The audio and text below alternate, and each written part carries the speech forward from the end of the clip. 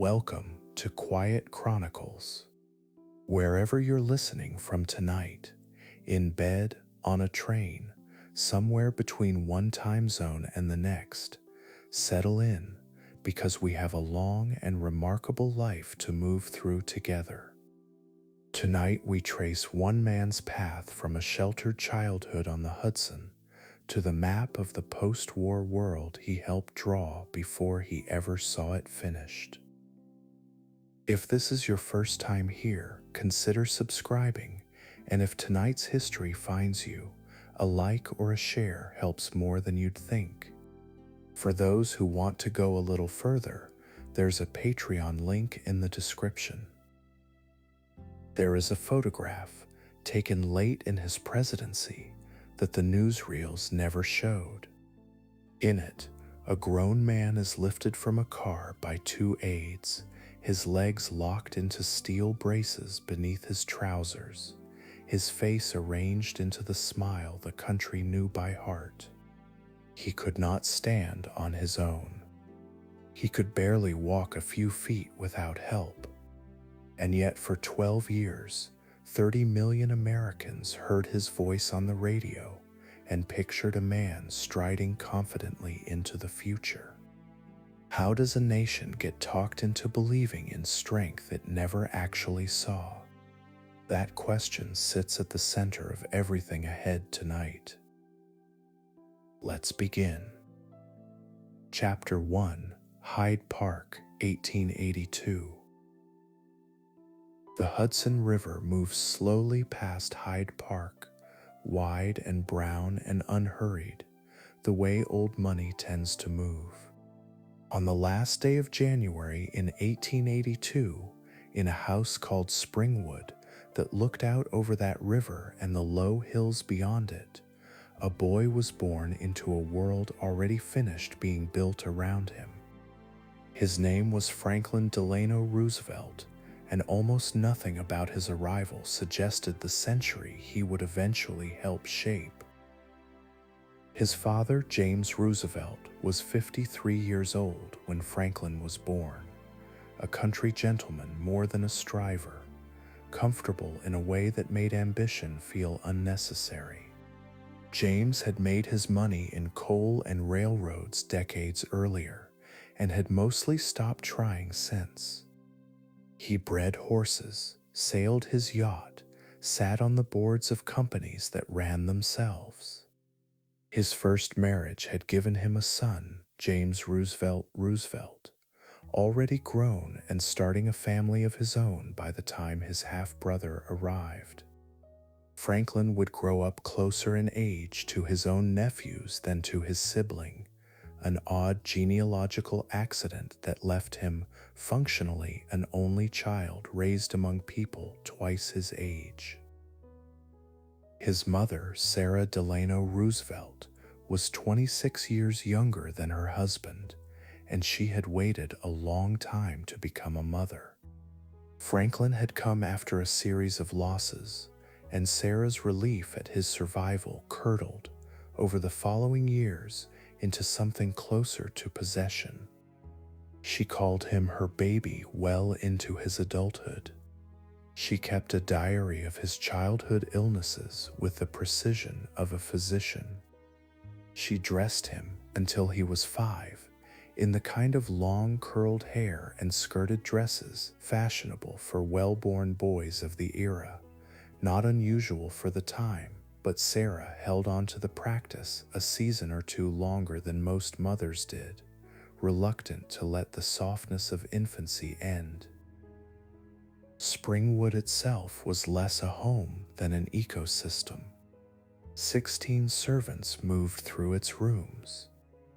A private tutor arrived each morning to handle lessons, since the Roosevelts did not believe local schools suited a boy of Franklin's station. He learned French and German before he was 10, learned to ride and shoot and sail on the family yacht, learned the unhurried cadences of a class that assumed, correctly, that the world would continue arranging itself in their favor. He was, by every account, a cheerful child, quick with a joke, comfortable being watched. Loneliness rarely touched him because he was almost never without an adult's full attention, and he seemed, even young, to understand instinctively how to hold a room. There was a cousin who mattered more than any of this domestic comfort, though Franklin could not have known it yet. Theodore Roosevelt, a distant relation on his father's side, was already becoming a figure of national fascination by the 1880s, a sickly boy who had willed himself into robustness, a Harvard man turned rancher turned reformer, loud and vivid in a family culture that prized quiet reserve. The Roosevelts of Oyster Bay, Theodore's branch, were different from the Roosevelts of Hyde Park. They were Republicans, restless, hungry for public life. Franklin's branch were Democrats, content, private. But blood connected them, and family gatherings occasionally put the small boy from Hyde Park in the same room as the man who would become, within 2 decades, the youngest president in American history. Something in Franklin noticed. Later biographers would trace a thread from those early encounters, a boy watching an older cousin command a room through sheer force of personality, to the political instincts Franklin developed as an adult. It is difficult to know how much a 5-year-old absorbs at a dinner table. It is not difficult to know that Franklin, as a grown man, kept a photograph of Theodore on his desk and spoke of him for the rest of his life with a reverence he extended to almost no one else. James Roosevelt suffered his first heart attack when Franklin was 8 years old, and the household's rhythms shifted around it without ever quite naming what was happening. James lived another 12 years, but as an invalid managing a fragile heart, prone to episodes that left him gray and breathless in front of his young son. Sarah took over more of the practical authority of the household during these years, and her attention toward Franklin, already intense, deepened further.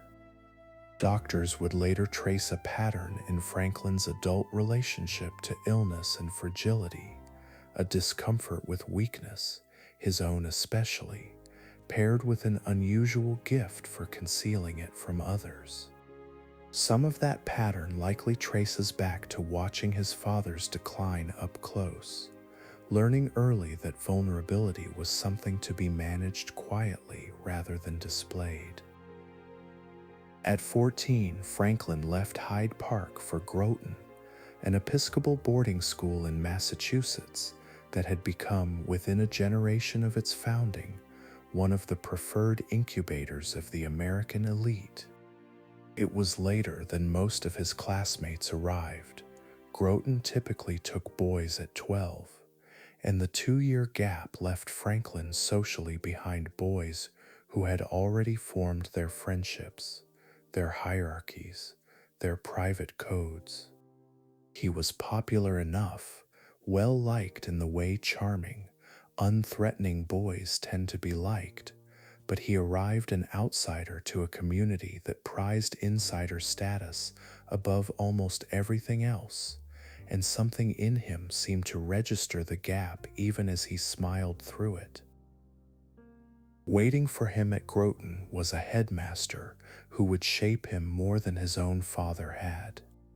Endicott Peabody ran the school like a moral proving ground, preaching a muscular, public-spirited Christianity that framed privilege as obligation rather than reward. Boys born to wealth, Peabody insisted from the pulpit and the classroom alike, owed the world service in return for the advantages they had done nothing to earn. It was not a subtle message, and it was not always practiced with any real humility by the boys who absorbed it. But Franklin absorbed it more thoroughly than most, and traces of Peabody's language, duty, service, The privileged owing something back would surface in Franklin's speeches decades later, worn smooth by repetition but recognizably intact from that Massachusetts chapel. He was an average student at Groton, unremarkable at the sports the school prized most, never quite at the center of the social world he circled so persistently. What he did have, even then, was an ease with people that outran his other talents, a memory for names and small biographical details, a warmth that felt personal even when it was distributed evenly across an entire room. Classmates who outshone him academically or athletically would later struggle to recall much about him specifically. Those he had personally charmed remembered him vividly, sometimes for the rest of their lives. By the time he graduated in 1900 and prepared to follow the well-worn path to Harvard, the shape of the man was already partly visible, if no one around him could quite have named it yet. A boy raised in total security, watched constantly, loved without complication, taught early that weakness should be hidden and duty should be performed, heading now toward a university and a century that would ask considerably more of him than charm alone could answer. Chapter 2: Groton and Harvard. Franklin arrived at Harvard in the fall of 1900, carrying a name that opened doors before he had done anything to earn the privilege, and he seemed, from his very first weeks in Cambridge, determined to make something of that inherited leverage. Harvard in 1900 was less a place of rigorous scholarship than a finishing school for the American aristocracy, and Franklin approached it accordingly. He joined clubs, ran for offices, wrote for the student newspaper with an energy he had never quite mustered for his actual coursework. His grades hovered in the range of gentlemanly adequacy, B's and C's earned with minimum effort, because grades were never the point. Prominence was the point. That fall, prominence arrived in a way no Roosevelt could have scripted. President William McKinley was shot in September of 1901 and died 8 days later, and the vice president who succeeded him was Theodore Roosevelt, Franklin's fifth cousin, the same restless, vivid relation who had fascinated him since childhood, now suddenly the youngest man ever to hold the presidency. Overnight, the Roosevelt name carried a weight it had never carried before, and 19-year-old Franklin, a sophomore with mediocre grades and undistinguished athletic credentials, found himself walking through Harvard Yard as a relative of the President of the United States. He used it without much subtlety. He wrote his mother that Cousin Theodore's ascension had made him considerably more interesting to his classmates, and he was not wrong.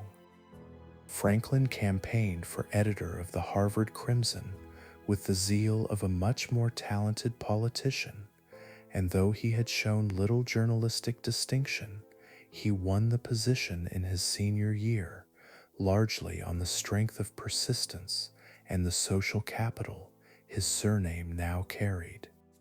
It was his first real taste of the mechanism that would define his entire career, that visibility and charm, deployed relentlessly enough, could outrun raw ability.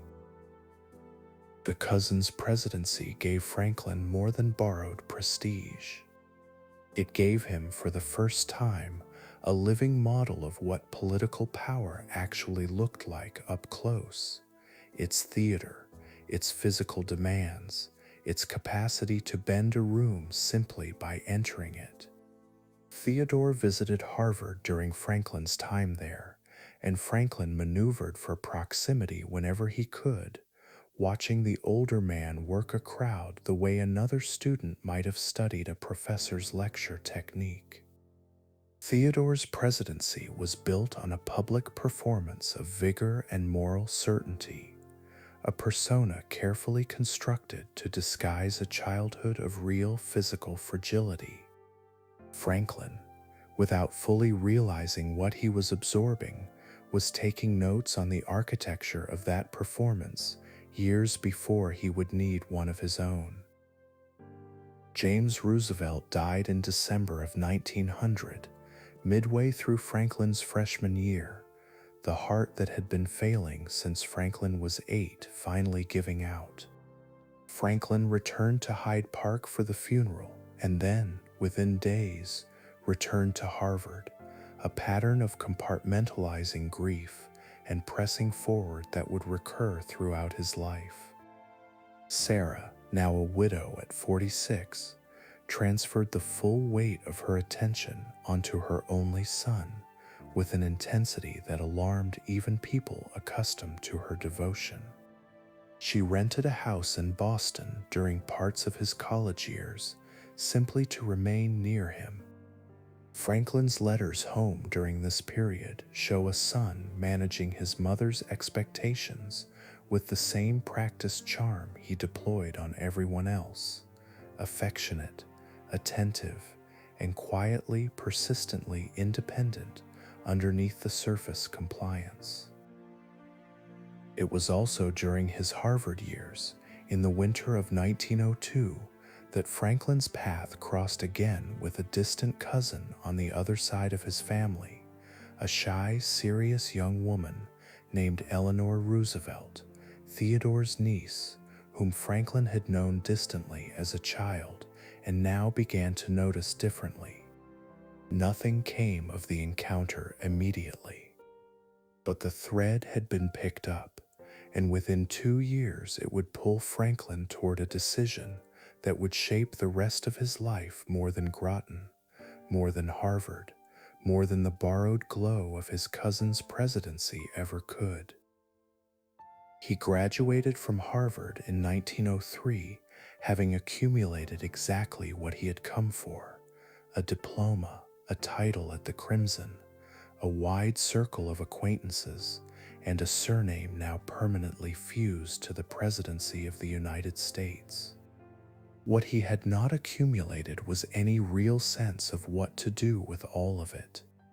He enrolled that fall at Columbia Law School, not out of any passion for the law, but because law was simply the expected next step for a young man of his position who had not yet decided what kind of prominence he wanted to chase.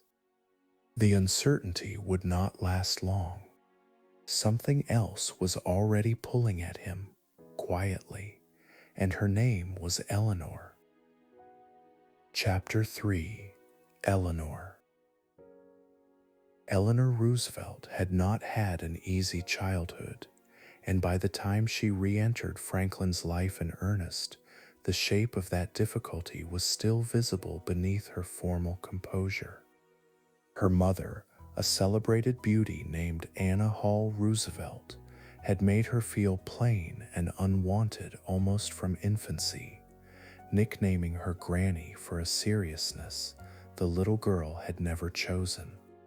Her father, Elliot Roosevelt, Theodore's younger brother, charming and beloved and hopelessly alcoholic, adored her extravagantly in the brief periods he was present and vanished for long stretches when he was not. Both parents were dead by the time Eleanor was 10. She was raised afterward by a stern grandmother, sent eventually to a girls' school outside London, where a headmistress named Marie Souvestre gave her, for the first time, the sense that her mind might be worth something independent of her face or her family name. She returned to New York at 18, a serious, socially awkward young woman, tall and unfashionable by the standards of her set, deeply read and quietly consumed by a hunger to matter that her debutante peers rarely shared. She had begun volunteering at a settlement house on the Lower East Side, teaching calisthenics and reading to immigrant children in conditions that shocked her. Her first real exposure to the poverty her own class had been carefully insulated from. It was in this state, socially uncertain but intellectually awakening, that she and Franklin began seeing each other regularly during his final year at Harvard and his early months at Columbia. Franklin was drawn to something in Eleanor that his usual social circle did not offer. She took him seriously in a way the charmed, easily impressed women of his set did not. She had opinions, informed by real reading and real exposure to hardship, and she was willing to voice them even when they made a room uncomfortable. For a young man who had spent his whole life being liked without being challenged, that seriousness registered as something close to gravity, a ballast he seemed to sense, even if he could not have articulated it, that he might eventually need. They became secretly engaged in the fall of 1903 and kept the engagement quiet for months, largely because both of them anticipated Sarah's reaction correctly. When Sarah learned of it, she was devastated in a way that went beyond ordinary maternal possessiveness. She had spent 21 years arranging her entire life around her son's presence, and the prospect of a daughter-in-law, any daughter-in-law, but especially one as serious and independent-minded as Eleanor, struck her as a genuine loss rather than a milestone. She tried, unsuccessfully, to delay the marriage by sending Franklin on an extended Caribbean cruise, hoping distance might dissolve the attachment. It did not. Franklin and Eleanor married on March 17, 1905, in a Manhattan townhouse, and the wedding carried an unmistakable mark of the family's other, more famous branch. Eleanor's uncle Theodore, by then President of the United States, gave the bride away in the absence of her own dead father, and his presence at the ceremony very nearly overshadowed the couple at its center. Guests reportedly drifted toward the president after the vows were exchanged, leaving the newlyweds momentarily alone. Theodore, in typical form, offered the young couple blunt advice as much as blessing, telling Franklin to keep the Roosevelt name in the family, an unsubtle nod to the political path he assumed his young relative might eventually walk. The marriage that followed was, from its earliest years, shaped less by the couple themselves than by Sarah. She purchased adjoining townhouses in Manhattan for the young family, connected by doors on multiple floors, and furnished Eleanor's half of the arrangement herself, down to details Eleanor had no say in whatsoever. Eleanor, still uncertain of her own footing, and eager to please a mother-in-law who controlled so much of the household's practical and financial life, largely acquiesced. She would later describe this period of her life in terms close to grief, a sense of having no home that was truly hers, no domain in the marriage where her own judgment was allowed to stand unchallenged. Children arrived quickly and in close succession, 6 of them between 1906 and 1916, one of whom died in infancy, and Eleanor found herself absorbed into a role of nearly constant childbearing and recovery, managed at every turn by a mother-in-law who hired the nurses, set the household rules, and often countermanded Eleanor's own instincts about her children's care. Franklin, for his part, remained largely absent from the daily texture of this domestic strain. He was warm with his children when present, genuinely fond of Eleanor in his own register, but temperamentally uninterested in domestic friction, and he had inherited from his own charmed upbringing an instinct for simply floating above difficulty rather than wading into it.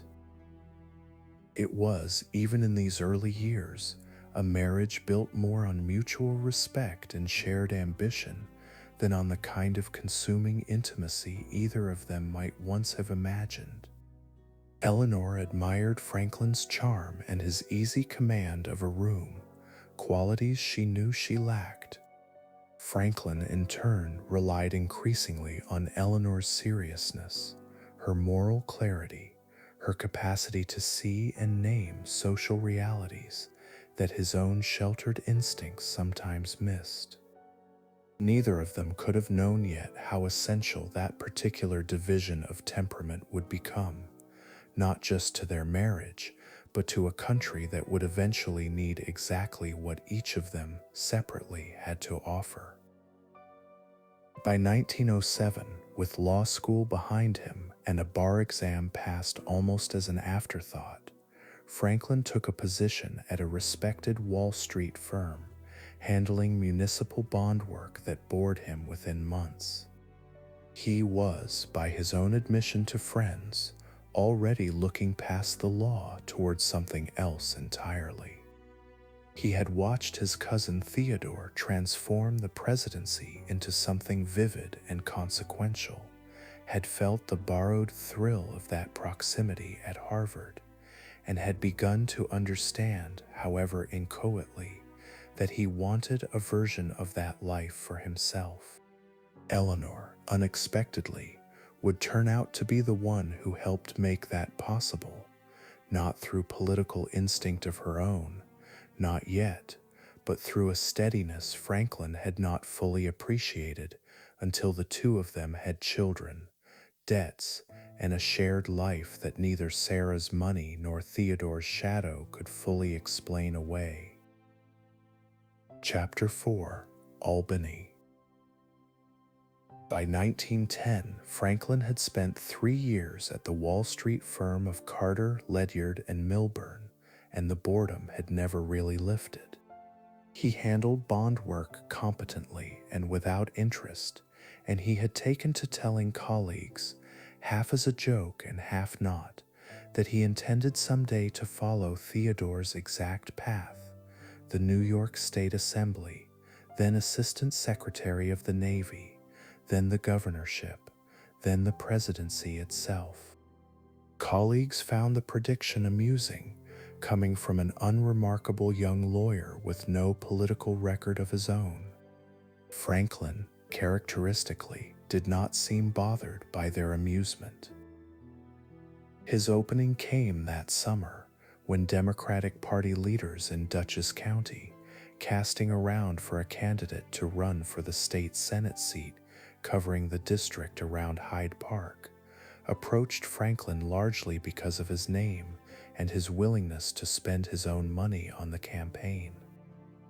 The seat had gone Republican for decades, and the local party establishment viewed Franklin less as a promising talent than as a well-funded sacrifice, someone whose personal wealth could underwrite a hopeless race without costing the party anything it valued. Franklin accepted the nomination immediately, with an eagerness that surprised the men who had offered it to him as a formality. He campaigned across the rural district in a red Maxwell touring car, a novelty in a landscape still dominated by horse-drawn transport, and the car itself became something of a rolling spectacle, drawing curious farmers out of their fields to see the young Roosevelt speak. He was not, in these first appearances, a natural public speaker. His voice ran high and his delivery was stiff, shaped more by Groton chapel readings than by any real rhetorical training. But he worked at it with a persistence that had not been visible in his law career, adjusting his pitch, slowing his pace, learning by trial how to hold a crowd of skeptical farmers who had no inherited reason to care what a young man from Hyde Park thought about state politics. He won the seat that November by a margin that stunned the local party leadership, riding a broader Democratic wave, but also, by most accounts, genuinely outworking his opponent. He arrived in Albany in January of 1911 as one of the youngest members of the state Senate, and he arrived too with an instinct for confrontation that would define his first real political fight. Tammany Hall, the Democratic machine that controlled New York City politics and much of the state party apparatus through it, had selected a candidate for the open United States Senate seat, at the time still chosen by state legislatures rather than popular vote, and expected the party's legislatures to fall in line without complaint. Franklin, along with a small block of upstate insurgents, refused. He helped organize resistance to the Tammany pick, holding out through weeks of legislative deadlock in a fight that made him, almost overnight, a recognizable name to reformers across the state and a marked man to the machine he had defied. The insurgents eventually lost the specific battle, forced into a compromise candidate rather than their own preferred choice, but Franklin emerged from the fight with something more durable than a legislative win. He had established himself publicly as an enemy of machine politics, a reform-minded Democrat willing to break with his own party's establishment on principle, and the newspaper coverage of the standoff gave him a statewide visibility that no freshman legislator from a rural district had any right to expect. Tammany's leaders, for their part, remembered the defiance for years, and the animosity would resurface at several points across Franklin's later career. It was during this period that Franklin met the man who would become the architect of nearly every political success that followed. Louis Howe was a rumpled, chain-smoking Albany newspaperman, physically unimposing and by his own admission unattractive, who had covered state politics for years and possessed an unusually sharp read on Franklin's particular mixture of charm and shallowness. Howe saw something in the young senator that Franklin himself had not yet fully articulated, a genuine gift for public connection paired with an undisciplined, dilettantish approach to the actual mechanics of building a career. Howe attached himself to Franklin almost immediately, first informally and then as a paid aide, and began the long, patient work of turning a charming amateur into a serious political operator. Howe's devotion to Franklin bordered on the absolute, and it would remain that way for the rest of Howe's life. He managed correspondence, drafted strategy, coached Franklin's public speaking, and served from the very beginning as one of the only people in Franklin's orbit willing to tell him uncomfortable truths without softening them for Sarah's sake or anyone else's. Eleanor, initially unsettled by Howe's unkempt appearance and blunt manner, would eventually come to consider him one of the most important people in her own political education, a debt she acknowledged openly in later years. Franklin won re-election to the state Senate in 1912, though the margin narrowed considerably as Tammany worked quietly against him. That same year, he threw his support behind Woodrow Wilson's presidential campaign early, before Wilson's nomination was secured, a bet that placed Franklin on the right side of the Democratic Party's national resurgence and positioned him, once Wilson won the presidency that November, as a young ally with a legitimate claim on the new administration's gratitude. Franklin was not shy about pressing that claim. Within months of Wilson's inauguration, he was angling openly for a position in the new government, and the position he wanted, specifically, was the same one his cousin Theodore had held on the path to the presidency, Assistant Secretary of the Navy. He got it in the spring of 1913 at 31 years old, and the appointment carried him out of Albany and into Washington, into a federal bureaucracy far larger and more consequential than anything the state Senate had prepared him for.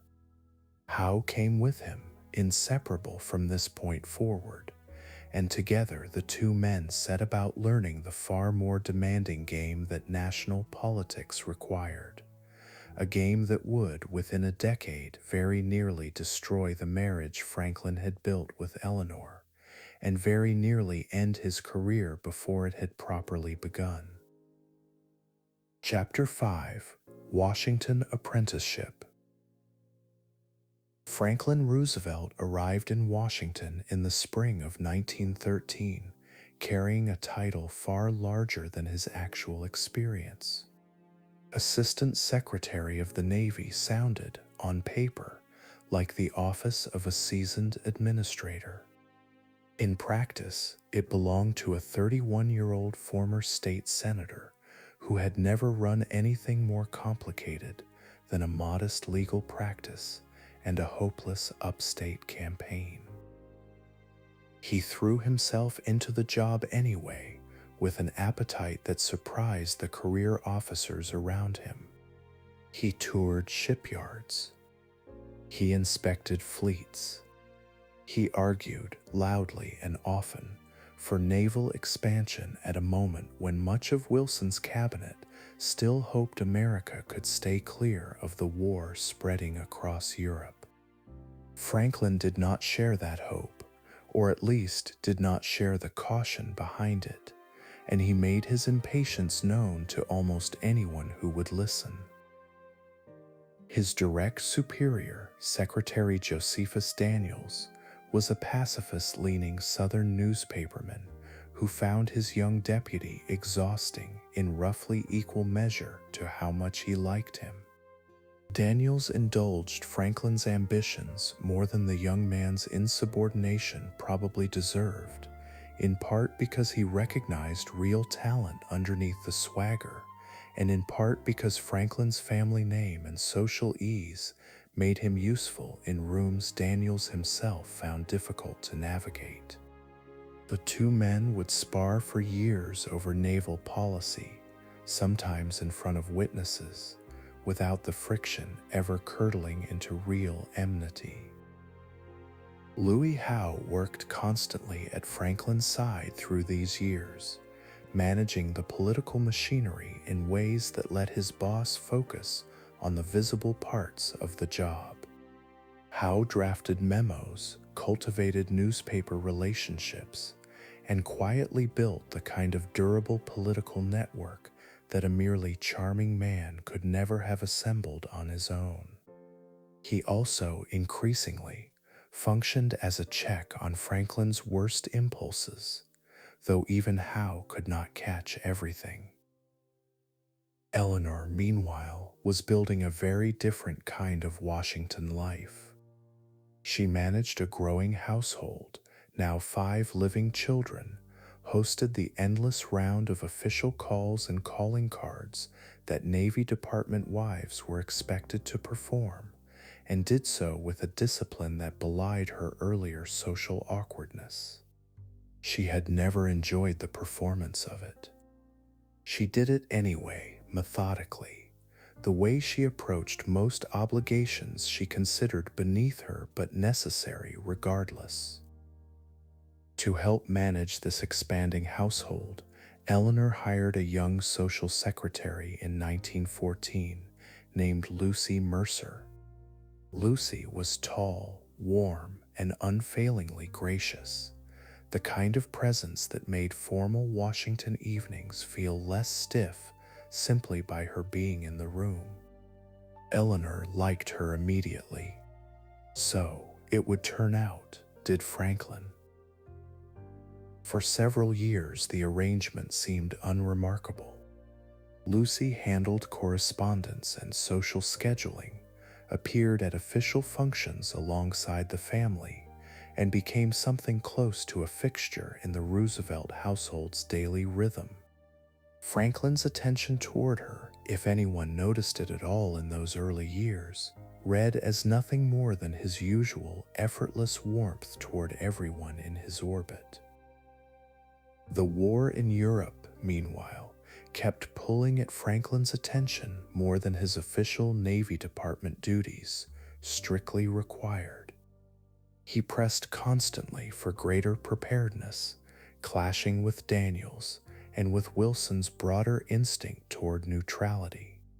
When America finally entered the war in April of 1917, Franklin threw himself into the mobilization effort with real intensity, working long hours, touring the fleet in European waters, positioning himself as a wartime administrator rather than a peacetime bureaucrat marking time. It was during a European inspection tour in the summer of 1918 that Franklin fell seriously ill, diagnosed initially as double pneumonia, and was carried off his returning ship on a stretcher.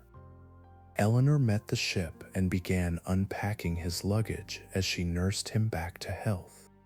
Somewhere in that unpacking, she found a bundle of letters between Franklin and Lucy Mercer, and the language in them left no real room for alternate explanation. The discovery detonated the marriage in ways that took years to fully settle. Eleanor, by her own later account, felt the floor of her life give way entirely. She offered Franklin a divorce, an offer that carried real risk on both sides given the social and religious conventions of the era. And for a brief period, the marriage's survival was genuinely uncertain. Sarah intervened decisively. She made clear to her son that a divorce would cost him his inheritance entirely, and just as clearly that it would end any realistic hope of the political career he had spent a decade building. Louis Howe, watching the same political calculation from a different angle, delivered much the same verdict. A divorced man could not credibly seek the presidency in 1918 America, whatever his other gifts. Franklin chose to stay. He agreed, under Eleanor's terms, to end all contact with Lucy Mercer, and the marriage continued forward on a foundation that had been permanently and visibly altered. Eleanor would later describe this period as the moment her old dependent self effectively died, replaced by a woman determined never again to build her entire identity around her husband's affections. The partnership that emerged from the wreckage looked different from what had come before it. Franklin and Eleanor remained married, remained political allies, remained in many practical respects a genuine team. But the marriage, in the romantic sense the word usually implies, was largely over. What replaced it was something more durable in its own way, and considerably more consequential for the country both of them would eventually help lead. Chapter 6, 1920 and the Vice Presidential Run. The war ended in November of 1918, and with it went much of the urgency that had defined Franklin's years at the Navy Department. He stayed on for 2 more years, overseeing the difficult work of demobilization, but the job had lost the wartime intensity that once made it feel consequential. He began, instead, to look toward what came next. Louis Howe had never stopped thinking in terms of the long game, and by 1920 the long game pointed toward the Democratic National Convention in San Francisco, where the party would need to choose a running mate for its presidential nominee. That nominee turned out to be James Cox, the governor of Ohio, a moderate compromise candidate selected after a deadlocked convention exhausted its more prominent options. Cox needed geographic and generational balance on his ticket, and Franklin, still only 38, young and Eastern and carrying a surname that still meant something to Democratic voters, fit the requirement almost perfectly. Franklin's own campaigning for the nomination had been active rather than passive. He worked convention delegates directly, leaned on his Navy Department contacts, and made sure that Cox's people understood exactly what a Roosevelt on the ticket could offer.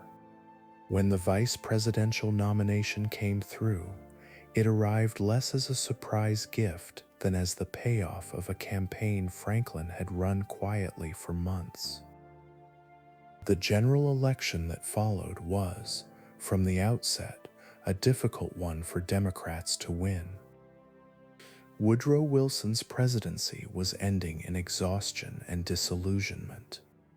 The League of Nations fight had drained Wilson's political capital and much of the country's patience along with it.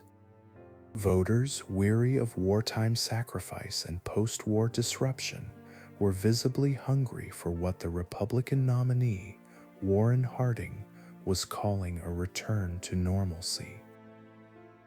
Franklin campaigned anyway and campaigned hard, crossing the country by rail in a whirlwind of speeches that did more for his own future than for the ticket's actual chances. He gave over 1,000 speeches in a matter of months, wearing through the stamina of aides half his age, and built along the way a national network of Democratic contacts that would prove invaluable in every campaign he ran afterward. Eleanor traveled with him for much of the tour, and the campaign marked a real turning point in her own political education. She watched convention floors operate up close for the first time. She met journalists, learned the rhythms of a national campaign, and began developing a political instinct of her own that had nothing to do with simply supporting her husband's ambitions. Louis Howe used the campaign for a different purpose entirely. He spent the months on the trail carefully cultivating the National Press Corps, building relationships with reporters who would remember Franklin favorably long after the 1920 election had been forgotten by almost everyone else. The results in November were as lopsided as most observers had expected. Harding and his running mate Calvin Coolidge won in a landslide, carrying nearly 61% of the popular vote against Cox and Roosevelt. Franklin took the defeat with the same public equanimity he brought to most sitbacks, treating the loss less as an ending than as a data point in a career he still expected to run much further. He was not wrong to think so. The 1920 campaign had given him something no earlier position had: genuine national visibility built on his own effort rather than borrowed entirely from Theodore's shadow. Democratic Party officials across the country now knew Franklin Roosevelt personally, had watched him work a room, had heard him speak 1,000 times across 100 cities. He returned to private life in early 1921, taking a position as a vice president at a New York surety bonding company, a comfortable post that paid well and demanded relatively little of him. Howe, meanwhile, kept working quietly behind the scenes, treating the defeat as nothing more than a pause before the next campaign, whenever it might come. Neither man could have anticipated what actually came next. Within months, a private catastrophe would strike Franklin that had nothing to do with elections or party politics at all, and it would test, more severely than any campaign ever had, whether the ambition both men shared could survive contact with a body that had suddenly and permanently betrayed him. Chapter 7, Campobello, 1921. The summer of 1921 found Franklin at Campobello Island, the Roosevelt family's longtime retreat off the coast of New Brunswick, doing the things he had always done there. He sailed. He swam in the cold bay of Fundy water that most visitors found unbearable. He hiked with his children across the island's rocky trails, still carrying, at 39, the physical confidence of a man who had never once doubted his own body. On the 2nd of August, he came in from a long day that had included a swim, a run, and firefighting duty on a small brush fire that had broken out nearby. He felt unusually exhausted that evening, more than the day's exertions seemed to explain. By the next morning, his left leg would not fully support his weight, and within another day the weakness had spread to both legs entirely. The local doctor who examined him first suspected a blood clot, a diagnosis that offered no real explanation for the speed and totality of the paralysis spreading through Franklin's body. A second physician, summoned from nearby, guessed at something else and guessed wrong as well. Nearly 2 weeks passed in this state of medical confusion before a specialist from Boston finally arrived, examined Franklin carefully, and delivered the verdict that would define the rest of his life. It was infantile paralysis, polio. The disease had struck at an age unusual for its typical victims, who were far more often children, and it had struck with a severity that left both of Franklin's legs permanently paralyzed. He would never walk unassisted again. In the first days of full comprehension, according to those closest to him, Franklin's composure did not crack outwardly, though what moved beneath that composure can only be guessed at by anyone who was not him. Eleanor took over his care almost immediately, and the demands were unrelenting.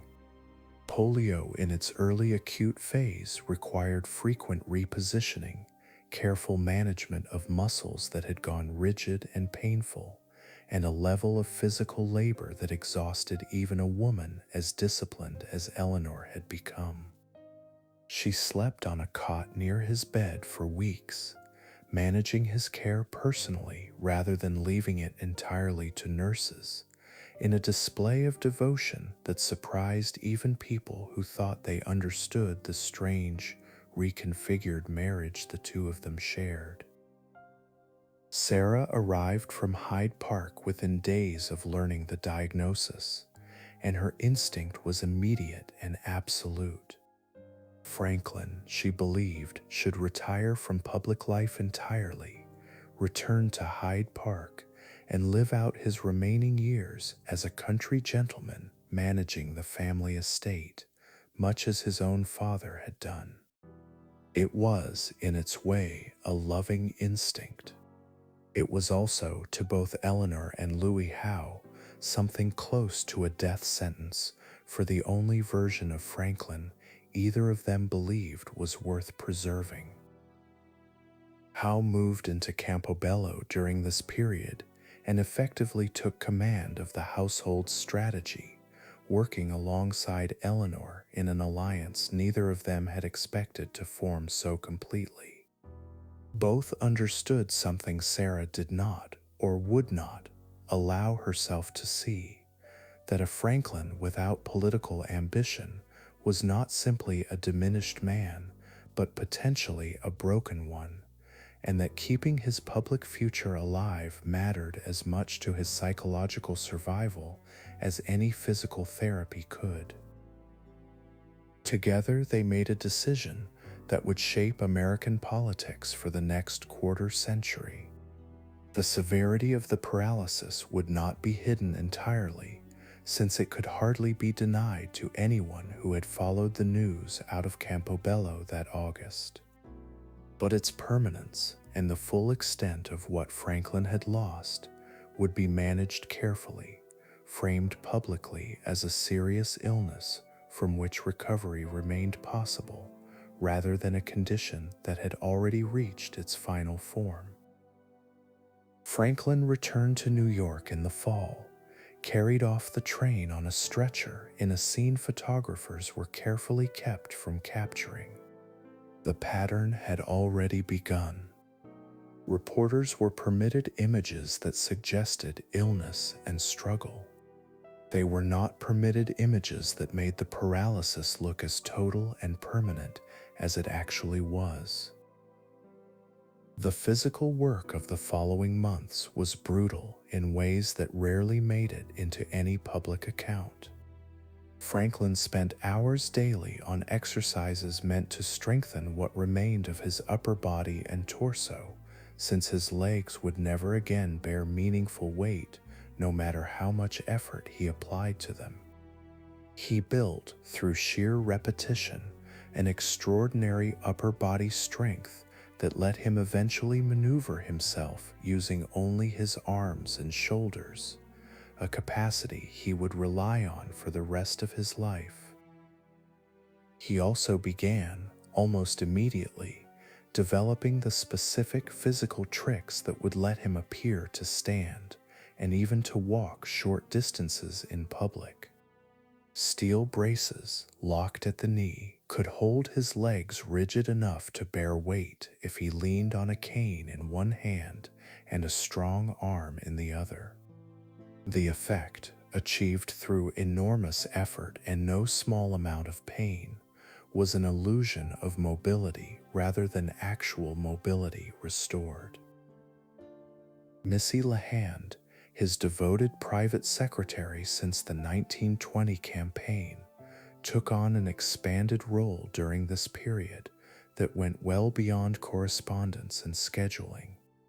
She managed his mood as much as his mail, present for the frustrations and occasional despair that Franklin rarely allowed anyone else to witness. Her steadiness during these difficult years cemented a bond between them that would remain central to Franklin's daily life for 2 decades afterward. Eleanor, for her part, emerged from the Campobello crisis a different woman than the one who had entered it. The intensive caregiving forced her into public and semi-public roles she had never occupied before, delivering messages on Franklin's behalf, representing him at gatherings he could no longer physically attend, learning by necessity the political terrain Howe had spent a decade teaching her husband. What began as wifely duty was slowly becoming something closer to genuine political apprenticeship. By 1922, Franklin had settled into a working compromise between the life Sarah wanted for him and the life Howe and Eleanor were determined to preserve. He would divide his time between rehabilitation efforts and a slowly rebuilding public presence, testing carefully, in small doses, how much of his old political viability had actually survived the disease. The tests were nerve-wracking for everyone involved, since no one, including Franklin himself, knew for certain what the public would tolerate seeing. He gave a nominating speech at the 1924 Democratic National Convention that would become one of the defining moments of this slow reconstruction, a story properly belonging to a later chapter in his recovery. But the groundwork for that moment, and for every public appearance that followed it across the next 2 decades, was laid in these harder, less visible years immediately after Campobello. It was here, in pain and frustration and a fierce, unspoken refusal to disappear, that Franklin began building the specific physical performance that would eventually carry him to the presidency itself. The search for treatment, meanwhile, had already begun, pulling Franklin's attention toward a specific place in rural Georgia, a place he had heard offered something no doctor in New York had yet been able to provide. Warm springs promised warm mineral water, and the possibility, however uncertain, of real physical improvement rather than mere accommodation to loss. Franklin would travel there for the first time in 1924, and what he found would reshape not only his own recovery, but the therapeutic hopes of thousands of polio survivors who would follow him there in the years ahead. Chapter 8: Warm Springs. Franklin first heard about warm springs from a business acquaintance named George Foster Peabody, who described a rundown resort in rural Georgia built around a natural spring that stayed a constant 88 degrees year-round. Peabody mentioned, almost in passing, that a young man with polio had reportedly regained some use of his legs after swimming there repeatedly. Franklin, still searching for anything that might offer more than the slow, grinding maintenance therapy he had been doing in New York, decided the story was worth investigating in person.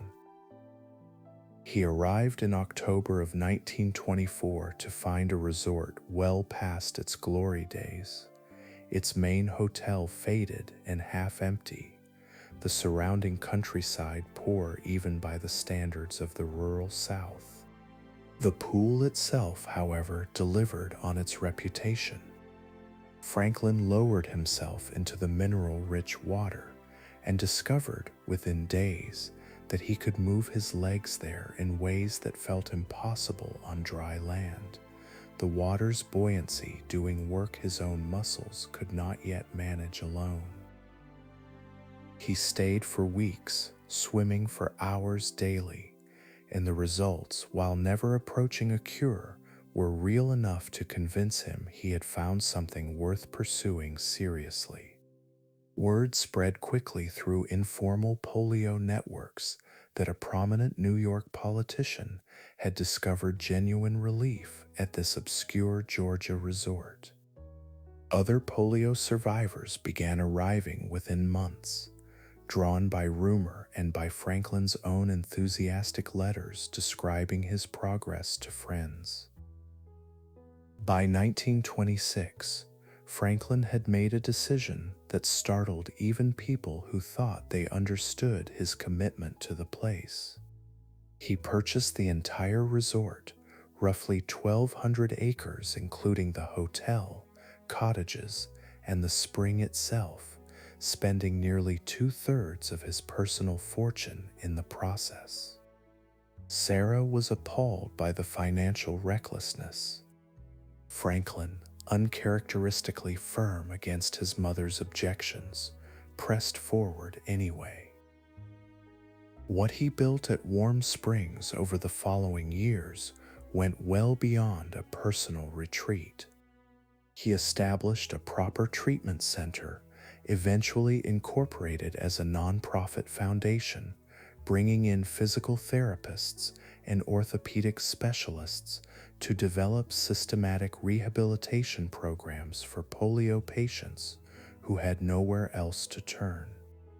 Many arrived as children, frightened and often disfigured by braces and wasted limbs, and Franklin made a point of spending time with them personally during his visits. The atmosphere he cultivated there was deliberately different from the clinical severity of most hospitals of the era. Patients were encouraged to socialize, to compete in modified pool games, to think of their bodies as capable of adaptation rather than simply diminished.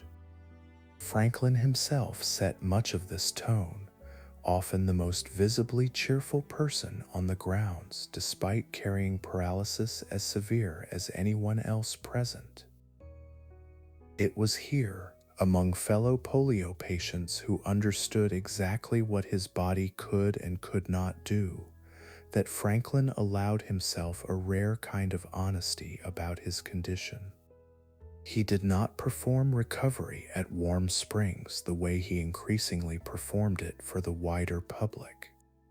He used a wheelchair openly on the grounds, something he almost never permitted photographers to capture anywhere else, and he spoke frankly with other patients about the frustrations and small humiliations of paralysis in a way he rarely allowed himself elsewhere.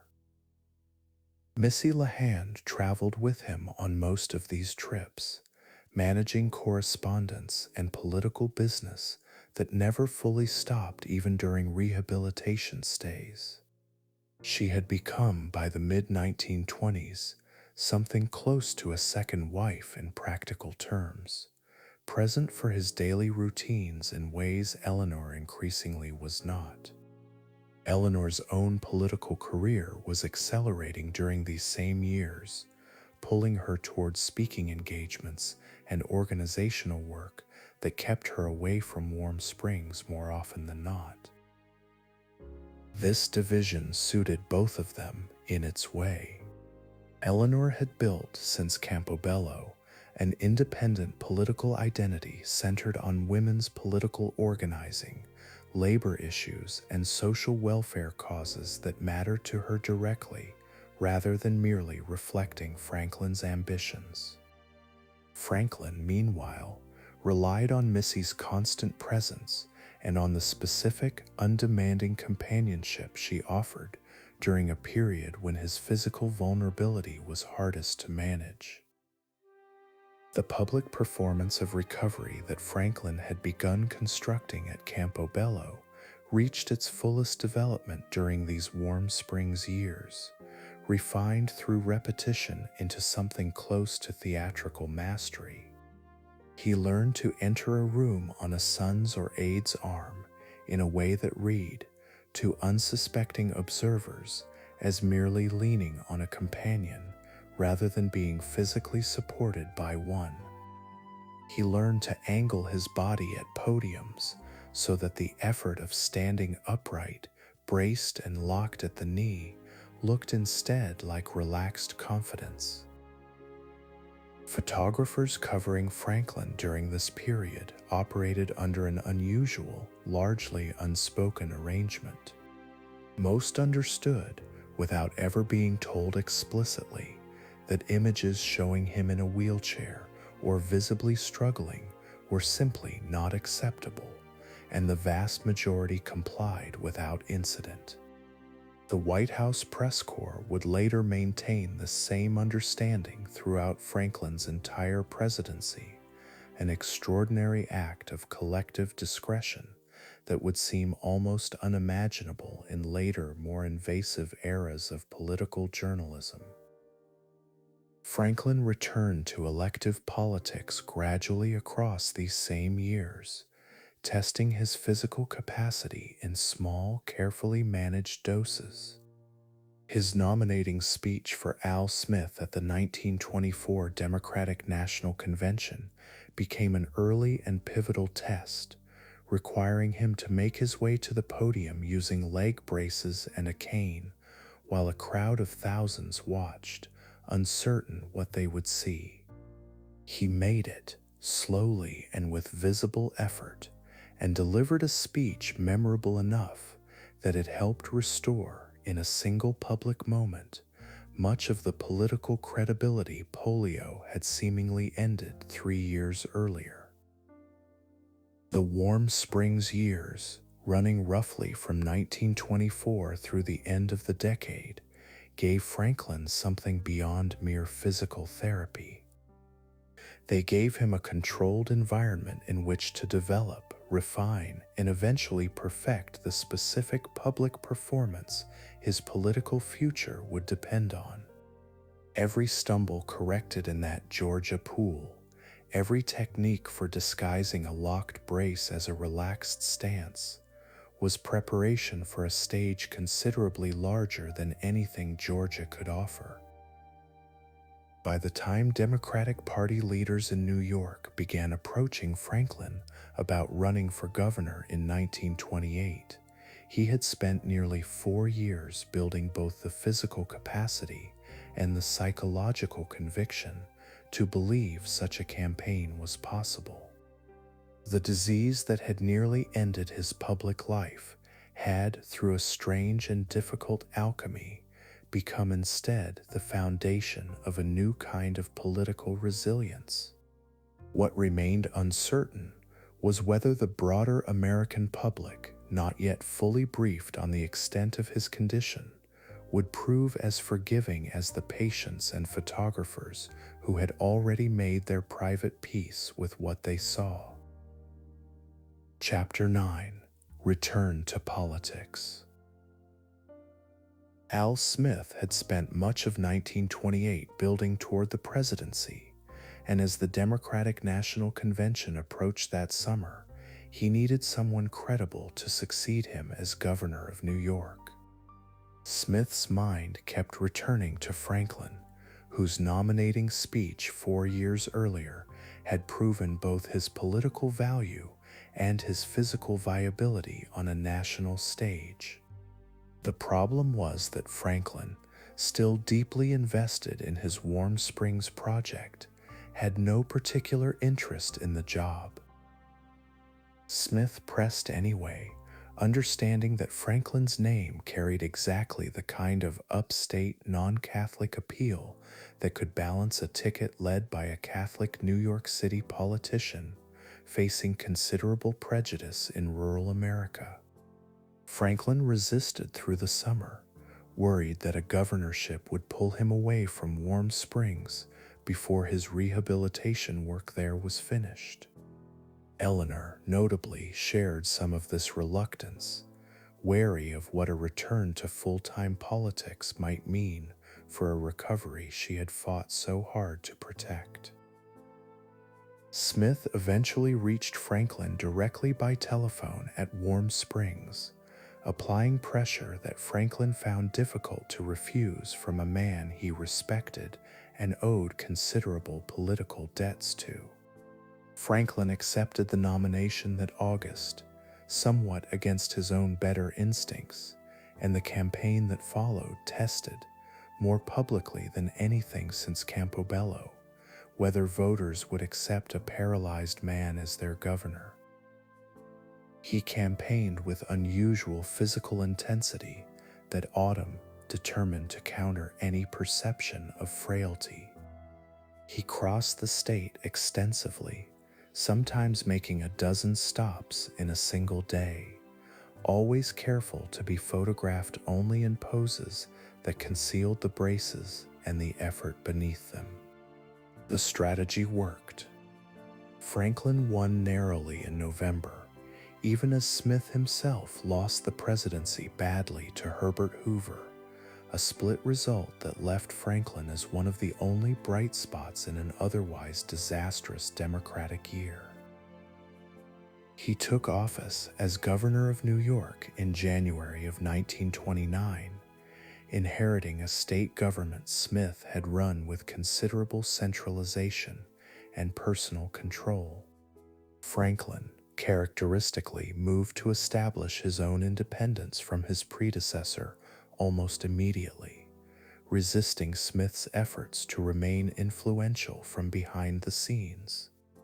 The break was not entirely friendly, and it planted seeds of resentment in Smith that would resurface years later during Franklin's presidential campaigns. One of Franklin's first and most consequential appointments as governor was Francis Perkins, whom he named as the state's industrial commissioner. Perkins had spent 2 decades working on labor and workplace safety issues, dating back to her presence near the Triangle Shirtwaist Factory fire in 1911, an event that had shaped her entire subsequent career. She brought to Albany a rigorous, data-driven approach to labor policy that Franklin, still more instinctive than technical in his own political thinking, came to rely on heavily. The stock market crashed in October of 1929, less than a year into Franklin's governorship, and the disaster's full economic weight took months to become clear, even to those watching closely. Franklin's initial public response was cautious, more measured than the crisis would eventually demand, reflecting the broader uncertainty gripping political leaders across the country during those first bewildering months. Nobody, including Franklin, yet grasped how deep the coming collapse would run. By 1930, as unemployment climbed and breadlines lengthened across New York cities, Franklin began moving toward relief measures more aggressive than most other state governments were attempting. He established the Temporary Emergency Relief Administration in 1931, one of the first state-level relief agencies in the country, providing direct aid to unemployed New Yorkers through a system Franklin insisted on running with real administrative rigor rather than as mere charity. He placed a young social worker named Harry Hopkins in charge of this new agency, a choice that would prove enormously significant for reasons neither man could have fully anticipated at the time. Hopkins brought an unsentimental, almost clinical efficiency to relief administration, treating unemployment as a solvable logistical problem rather than a moral failing requiring judgment of its victims. Franklin found this approach compatible with his own emerging instincts, and the two men developed a working relationship built on mutual respect rather than personal warmth. Francis Perkins, working alongside these developing relief efforts, pushed Franklin toward positions considerably more progressive than his instincts alone might have produced. She advocated for unemployment insurance, for old age pensions, for maximum hour and minimum wage protections that most American politicians of either party still considered radical. Franklin listened carefully to her arguments, tested them against his own political sense of what voters might accept, and gradually incorporated much of her thinking into his own emerging philosophy of government's responsibility toward its citizens. Eleanor, meanwhile, had developed her own substantial independent role during these Albany years, one that went well beyond the ceremonial duties typically expected of a governor's wife. She toured state institutions on Franklin's behalf, using his limited mobility as cover for what became, in practice, her own independent investigative operation. She developed a private signal system with Franklin involving hairpins left in particular arrangements on hospital trays, a code that let her report honestly on institutional neglect without the staff realizing she was gathering evidence against them. This period also saw Eleanor deepen a close friendship with Lorena Hickok, a talented Associated Press reporter assigned to cover the governor's wife. The relationship between the two women grew into something unusually intimate, documented in thousands of letters exchanged over subsequent years, and historians continue to debate its precise nature even now. What is clear is that Hickok gave Eleanor a kind of emotional companionship and validation that her marriage to Franklin, by this point thoroughly reconfigured after the Lucy Mercer crisis, no longer provided. Franklin won re-election as governor in 1930 by a commanding margin, a result that immediately positioned him as a leading contender for the Democratic presidential nomination in 1932. The Depression, worsening steadily through his second term, gave him an increasingly large stage on which to demonstrate the kind of activist government response that a growing number of desperate Americans were beginning to demand from Washington. His relief programs, while modest against the scale of what the crisis actually required, stood out sharply against the more cautious approaches most other governors were still pursuing. By early 1932, with Hoover's national popularity collapsing under the weight of an economic catastrophe that showed no signs of ending, Franklin's advisors began the serious work of organizing a presidential campaign. Louis Howe, who had waited over a decade for exactly this moment, threw himself into the effort with characteristic intensity, working convention delegates and building coalitions across a fractured Democratic Party, still bruised from its 1928 defeat. What none of them could yet know was just how completely the collapsing economy would reshape not only the coming election, but the very scope of what Americans expected their government to do for them. Chapter 10: The Crash and the Election of 1932. By the winter of 1932, the country Herbert Hoover presided over bore little resemblance to the confident, prosperous nation that had elected him 4 years earlier. Unemployment had climbed past 20% in many industrial regions, banks were failing by the hundreds, and entire families found themselves living in makeshift shanty settlements that Americans had taken to calling Hoovervilles, a bitter joke aimed squarely at the president they blamed for their circumstances. Hoover himself was not the callous, indifferent figure his critics often portrayed. He had spent much of his early career in genuine humanitarian work, organizing food relief for millions during and after the First World War. But his deep philosophical commitment to limited government and voluntary cooperation left him constitutionally unable to embrace the kind of direct federal relief that the scale of the Depression was increasingly demanding.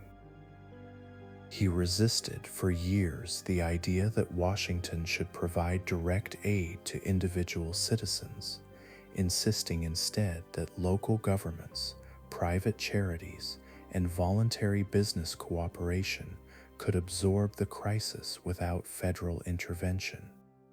This insistence, however sincere, looked increasingly cruel to millions of Americans standing in bread lines with nowhere else to turn. Hoover's name became, within the space of a few years, a kind of shorthand for government paralysis in the face of human suffering. The crisis reached a particularly ugly turning point in the summer of 1932, when roughly 17,000 World War veterans marched on Washington, demanding early payment of a bonus Congress had promised them for future distribution. They called themselves the Bonus Army, and they camped in makeshift shelters near the Capitol, hoping to pressure lawmakers into accelerating payments that many desperately needed simply to survive. Congress rejected the bonus bill in June, and most of the veterans, exhausted and out of options, began drifting home. Several thousand remained, however, still hoping for some resolution, and Hoover eventually ordered the army to clear their encampments by force. General Douglas MacArthur oversaw an operation involving tanks, tear gas, and mounted cavalry that drove out veterans, wives and children alike, burning their makeshift shelters in scenes that photographers captured in devastating detail. The images that resulted did enormous damage to Hoover's already fragile political standing. Here was the government of the United States, using military force against its own decorated veterans, men who had fought overseas only to find themselves treated as an enemy at home. Franklin, watching from Albany, reportedly told an aide that the spectacle had likely just handed him the presidency, a cynical but largely accurate political read on what the country had just witnessed. The Democratic National Convention that summer nominated Franklin on the fourth ballot after a tense internal fight against several rivals, including his old mentor Al Smith, whose resentment over their earlier falling out had curdled into open opposition. Franklin broke with convention tradition by flying to Chicago to accept the nomination in person, a decision meant partly to demonstrate his physical vigor and partly to signal a break from politics as usual. His acceptance speech introduced language that would define the coming campaign and, eventually, an entire era of American governance. He pledged, in terms deliberately vague enough to accommodate a wide range of policy approaches, a New Deal for the American people. The phrase caught on almost immediately, providing a simple, hopeful banner under which voters exhausted by 3 years of deepening crisis could rally. Franklin campaigned that fall with an energy that stood in sharp contrast to Hoover's increasingly grim, defensive public appearances. He crossed the country by train, delivering speeches from the rear platform to crowds that grew larger and more enthusiastic as the campaign progressed. His actual policy proposals remained frustratingly imprecise even to close observers, sometimes contradicting each other from one speech to the next. But the underlying message of active, engaged government leadership came through clearly regardless. Hoover, by contrast, seemed almost unable to escape the association voters had made between his name and their suffering. His campaign appearances drew hostile crowds in many cities, occasionally requiring police protection against protesters who blamed him personally for economic devastation that had, in truth, originated well beyond any single president's control. The fairness of that blame mattered less, politically, than its overwhelming prevalence among an exhausted electorate. Eleanor campaigned actively alongside her husband, though her own political instincts sometimes diverged from the campaign's careful centrist positioning. She pushed privately for bolder commitments on issues like unemployment insurance and labor rights, arguments that would eventually shape New Deal policy even when they lost specific battles during the campaign itself. Louis Howe, meanwhile, managed the campaign's mechanics with the same meticulous attention he had brought to every Roosevelt campaign since Albany. The election results in November confirmed what most observers had expected for months. Franklin carried 42 of the 48 states, winning nearly 58% of the popular vote against an incumbent president whose own party seemed almost relieved to see the contest end. It was one of the most decisive electoral repudiations in American history, a clear public verdict against Hoover's approach to the crisis, rather than a fully articulated endorsement of whatever Franklin actually intended to do differently. The 4 months between the election and Franklin's inauguration the following March, an unusually long interregnum by later standards, proved agonizing for a country desperate for action it could not yet receive. Bank failures accelerated through this period, unemployment continued climbing, and Hoover, still technically in office but stripped of any real political authority, found himself unable to coordinate effectively with an incoming administration, reluctant to share responsibility for a crisis it had not yet been empowered to address. Franklin spent much of this waiting period assembling the team that would staff his incoming administration, drawing heavily on the Albany relationships he had built with figures like Francis Perkins, and Harry Hopkins. He also survived an assassination attempt in Miami that February, when a gunman named Giuseppe Zangara fired shots intended for the president-elect, missing Franklin entirely but fatally wounding Chicago's mayor, Anton Chermak, who was standing nearby. Franklin's calm response to the shooting, cradling the dying mayor and continuing to speak with apparent composure, only reinforced the public image of steadiness that his campaign had worked so hard to project.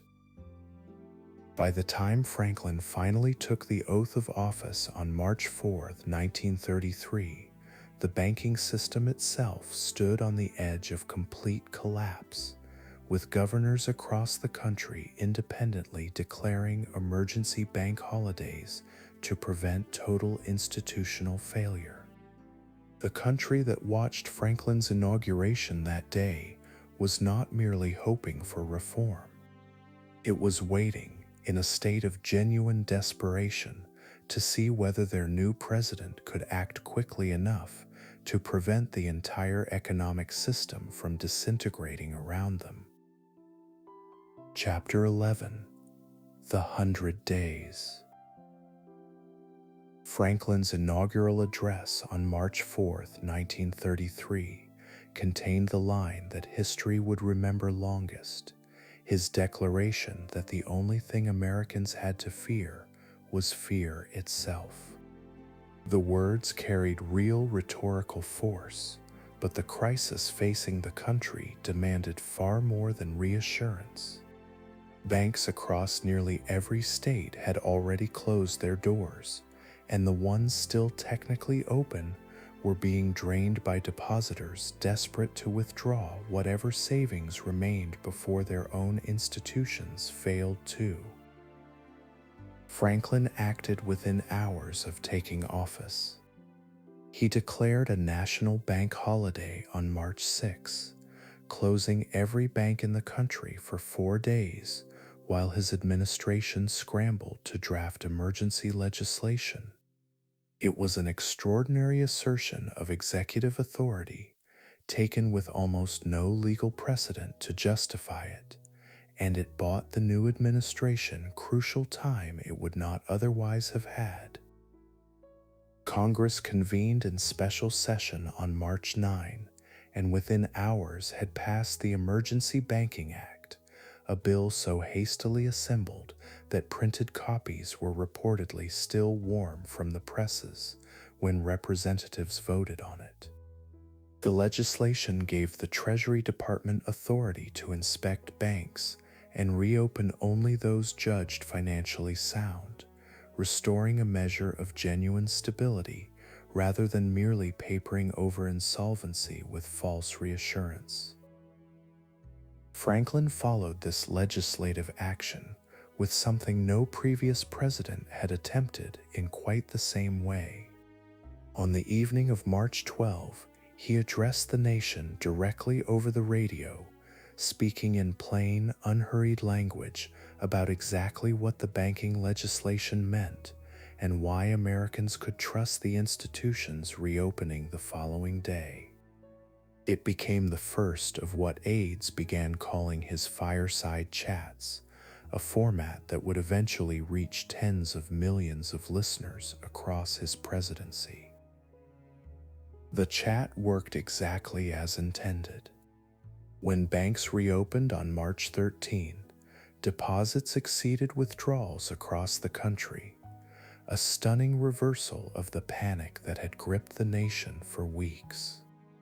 Franklin had demonstrated in his first 10 days in office both the speed of decisive federal action and a communicative gift that made complicated policy feel accessible to ordinary Americans listening in their living rooms. This combination of urgency and communication set the tone for what followed. Over the next 100 days, Franklin's administration pushed an extraordinary volume of legislation through a cooperative, crisis-minded Congress, reshaping the federal government's relationship to the economy more thoroughly than any comparable period in American history.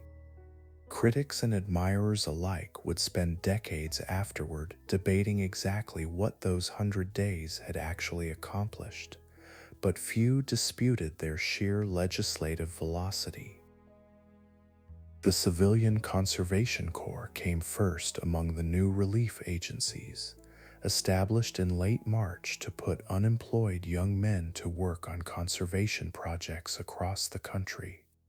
Nearly 3 million men would eventually pass through CCC camps over the program's decade-long existence, planting trees, building trails, and constructing infrastructure in national parks and forests, while receiving wages that many sent directly home to struggling families.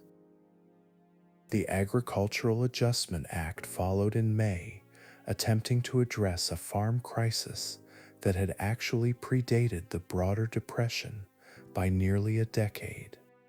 American farmers had struggled since the early 1920s under the weight of overproduction and collapsing prices, and the new legislation paid farmers to reduce output deliberately, hoping to restore prices to more sustainable levels.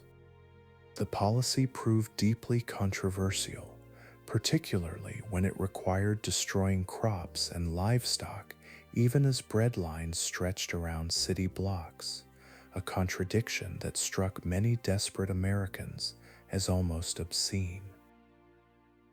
Harry Hopkins, whom Franklin had brought down from Albany, took charge of federal relief efforts through the Federal Emergency Relief Administration, established in May with an initial appropriation of $500 million. Hopkins moved with a speed that startled even his own staff, reportedly spending several $1,000,000 within his first 2 hours in office, convinced that bureaucratic caution would cost lives that immediate action could save. The National Industrial Recovery Act, passed in June, represented perhaps the most ambitious and ultimately most legally troubled piece of 100 Days legislation. It established industry codes meant to stabilize prices and wages across major sectors of the economy, while also guaranteeing workers the right to organize and bargain collectively for the first time under federal law. Businesses that complied displayed a blue eagle emblem, a visual symbol Franklin hoped would rally public support behind the broader recovery effort. Alongside these economic measures, Franklin's administration also pursued financial reforms aimed at preventing a repeat of the speculative excesses that had helped trigger the original crash. The Securities Act of 1933 required companies to disclose meaningful financial information to investors for the first time under federal law, while the Glass-Steagall Act separated commercial banking from the riskier practice of investment banking, a structural firewall meant to protect ordinary depositors from Wall Street speculation. Frances Perkins, now serving as Secretary of Labor and the first woman ever to hold a cabinet position, worked throughout this period to embed worker protections into as much of the emerging legislation as political circumstances allowed. She pushed constantly for minimum wage standards, maximum hour limits, and eventually unemployment insurance, ideas that struck many members of Congress as radical departures from traditional American economic policy. Franklin backed her efforts selectively, weighing her proposals against his own read of what Congress and public opinion could currently absorb. Eleanor, meanwhile, was reshaping the role of First Lady in ways that had no real precedent either. She held her own press conferences, deliberately limited to female reporters in order to pressure newspapers into hiring more women journalists. She traveled extensively, visiting relief projects and reporting back to Franklin on conditions his own limited mobility prevented him from observing directly, functioning as something close to an additional set of eyes and ears across an administration attempting to move faster than its own information systems could easily track. By the time the 100 days concluded in mid-June, Congress had passed 15 major pieces of legislation, an outpouring of federal activity unmatched by any previous administration in American peacetime history. Not everything worked as intended, and several of the period's signature achievements, including the National Industrial Recovery Act, would eventually face serious legal and practical challenges. But the psychological effect of the period proved as significant as its specific policy content, replacing the paralysis of the Hoover years with a visible, tangible sense that the federal government was finally moving to meet the crisis head-on. Franklin himself understood the symbolic weight of this shift better than perhaps anyone around him. He had spent over 2 decades building toward this moment, from Albany through Campobello, through the long recovery years at Warm Springs, and the 100 days represented the first real test of whether all that preparation could translate into governance under the most severe economic conditions the nation had ever faced. What remained uncertain as the initial burst of emergency legislation gave way to the harder work of building lasting institutions was whether the New Deal's early momentum could survive the inevitable resistance still gathering against it. Chapter 12: Building the New Deal. The 100 days had proven that Franklin's administration could move fast. What came next would test whether it could build something durable, and much of that harder, slower work fell to Harry Hopkins, who continued expanding federal relief efforts even as the initial emergency began, gradually to ease. By late 1933, Hopkins had convinced Franklin to launch the Civil Works Administration, a program that put over 4 million Americans to work within weeks on public projects ranging from road construction to school building repairs. Hopkins ran the program with the same urgent, almost reckless efficiency he had brought to relief work in Albany, spending money faster than his own accountants could easily track. The results were visible almost immediately in communities across the country, and Hopkins himself became something of a folk hero among the unemployed, even as fiscal conservatives in Congress grew increasingly alarmed by the program's cost. Franklin eventually wound the CWA down that spring, worried about long-term budget implications, but the program had demonstrated something important about what direct federal employment could accomplish at scale. The Public Works Administration, running alongside these more immediate relief efforts, pursued a different strategy entirely, funding large infrastructure projects that would take years rather than weeks to complete. Bridges, dams, hospitals, and schools rose across the country under its funding, monuments to a slower, more permanent kind of federal investment. The Hoover Dam, though begun under the previous administration, became closely associated in the public imagination with this broader era of ambitious federal construction.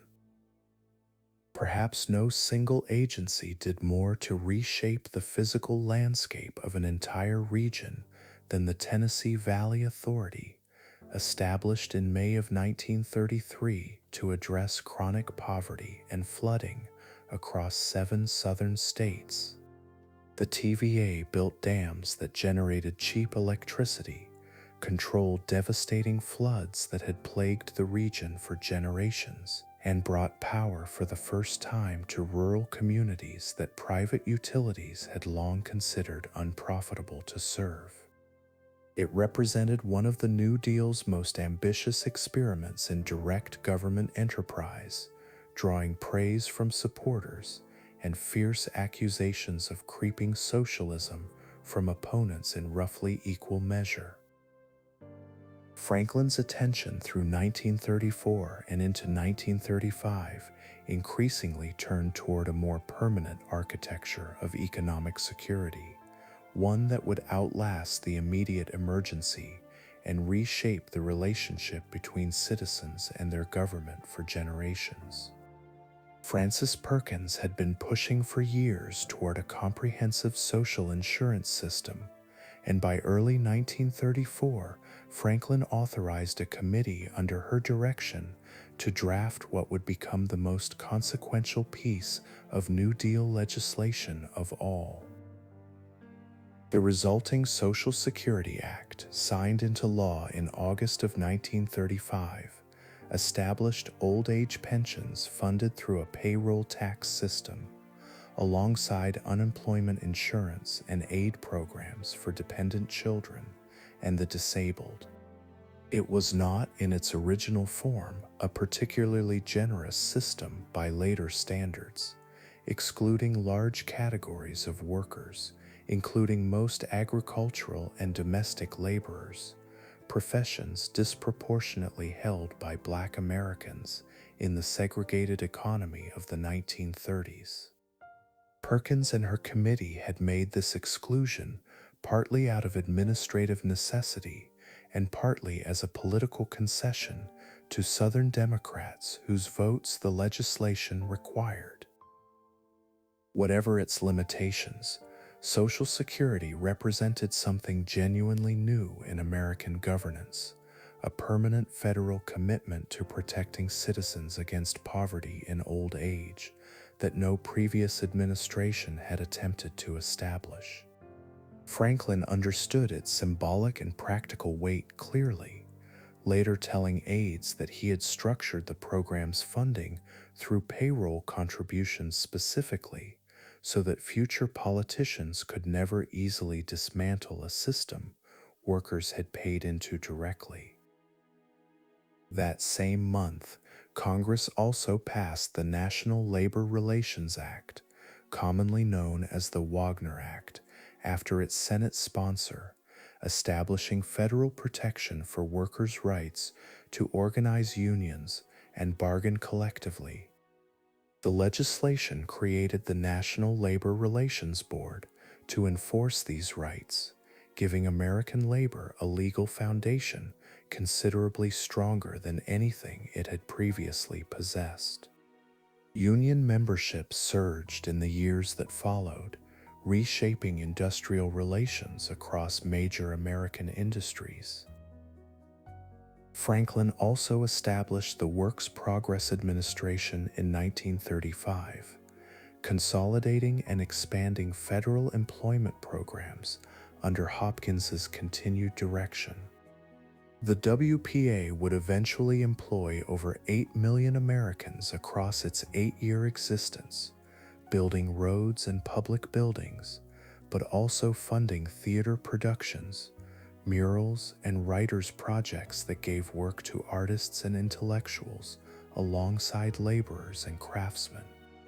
Critics mocked some of its cultural programs as wasteful boondoggles, while supporters pointed to the genuine infrastructure and cultural legacy the agency left behind.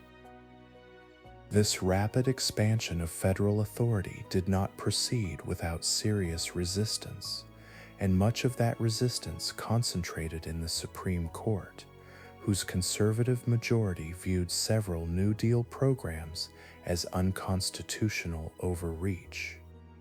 The court struck down the National Industrial Recovery Act in 1935, ruling unanimously that it delegated legislative authority to the executive branch in ways the Constitution did not permit. The Agricultural Adjustment Act fell to a similar ruling the following year, leaving Franklin increasingly frustrated by what he viewed as a fundamentally obstructionist judiciary standing between the country and the recovery it desperately needed. Franklin's landslide re-election in November of 1936, in which he carried every state except Maine and Vermont, only deepened his conviction that the court's resistance represented a dangerous disconnect from the will of the American people.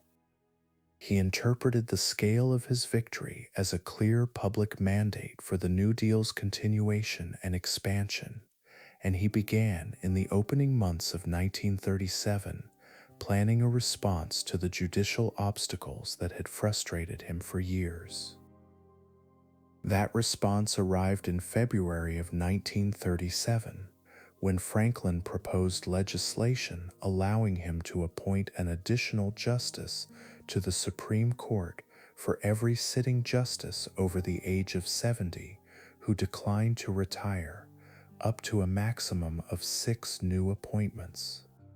Franklin framed the proposal publicly as a matter of judicial efficiency, citing the court's supposedly overburdened docket, but almost no one believed this explanation, and the plan was widely understood as a transparent attempt to pack the court with justices sympathetic to New Deal legislation.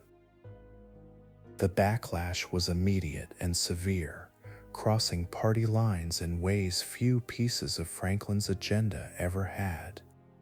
Even many loyal Democrats viewed the court-packing plan as a dangerous overreach, a threat to constitutional checks and balances that struck at something more fundamental than ordinary policy disagreement. Congress ultimately rejected the plan entirely, delivering Franklin his first major legislative defeat since taking office, and the fight cost him significant political capital he would need for battles still ahead. The episode proved, in a strange way, less catastrophic for the New Deal's substance than for Franklin's own reputation. The Supreme Court, apparently sensing the political danger of continued obstruction, began upholding subsequent New Deal legislation even without any change in its actual membership, a shift some observers wryly termed the switch in time that saved 9. Justice Owen Roberts, previously a reliable vote against New Deal programs, began siding with the court's more liberal members on key cases, effectively ending the confrontation Franklin's proposal had never actually needed to win through legislative means. By 1938, the New Deal's most productive legislative period had largely concluded, its major institutions established even as economic recovery remained frustratingly incomplete.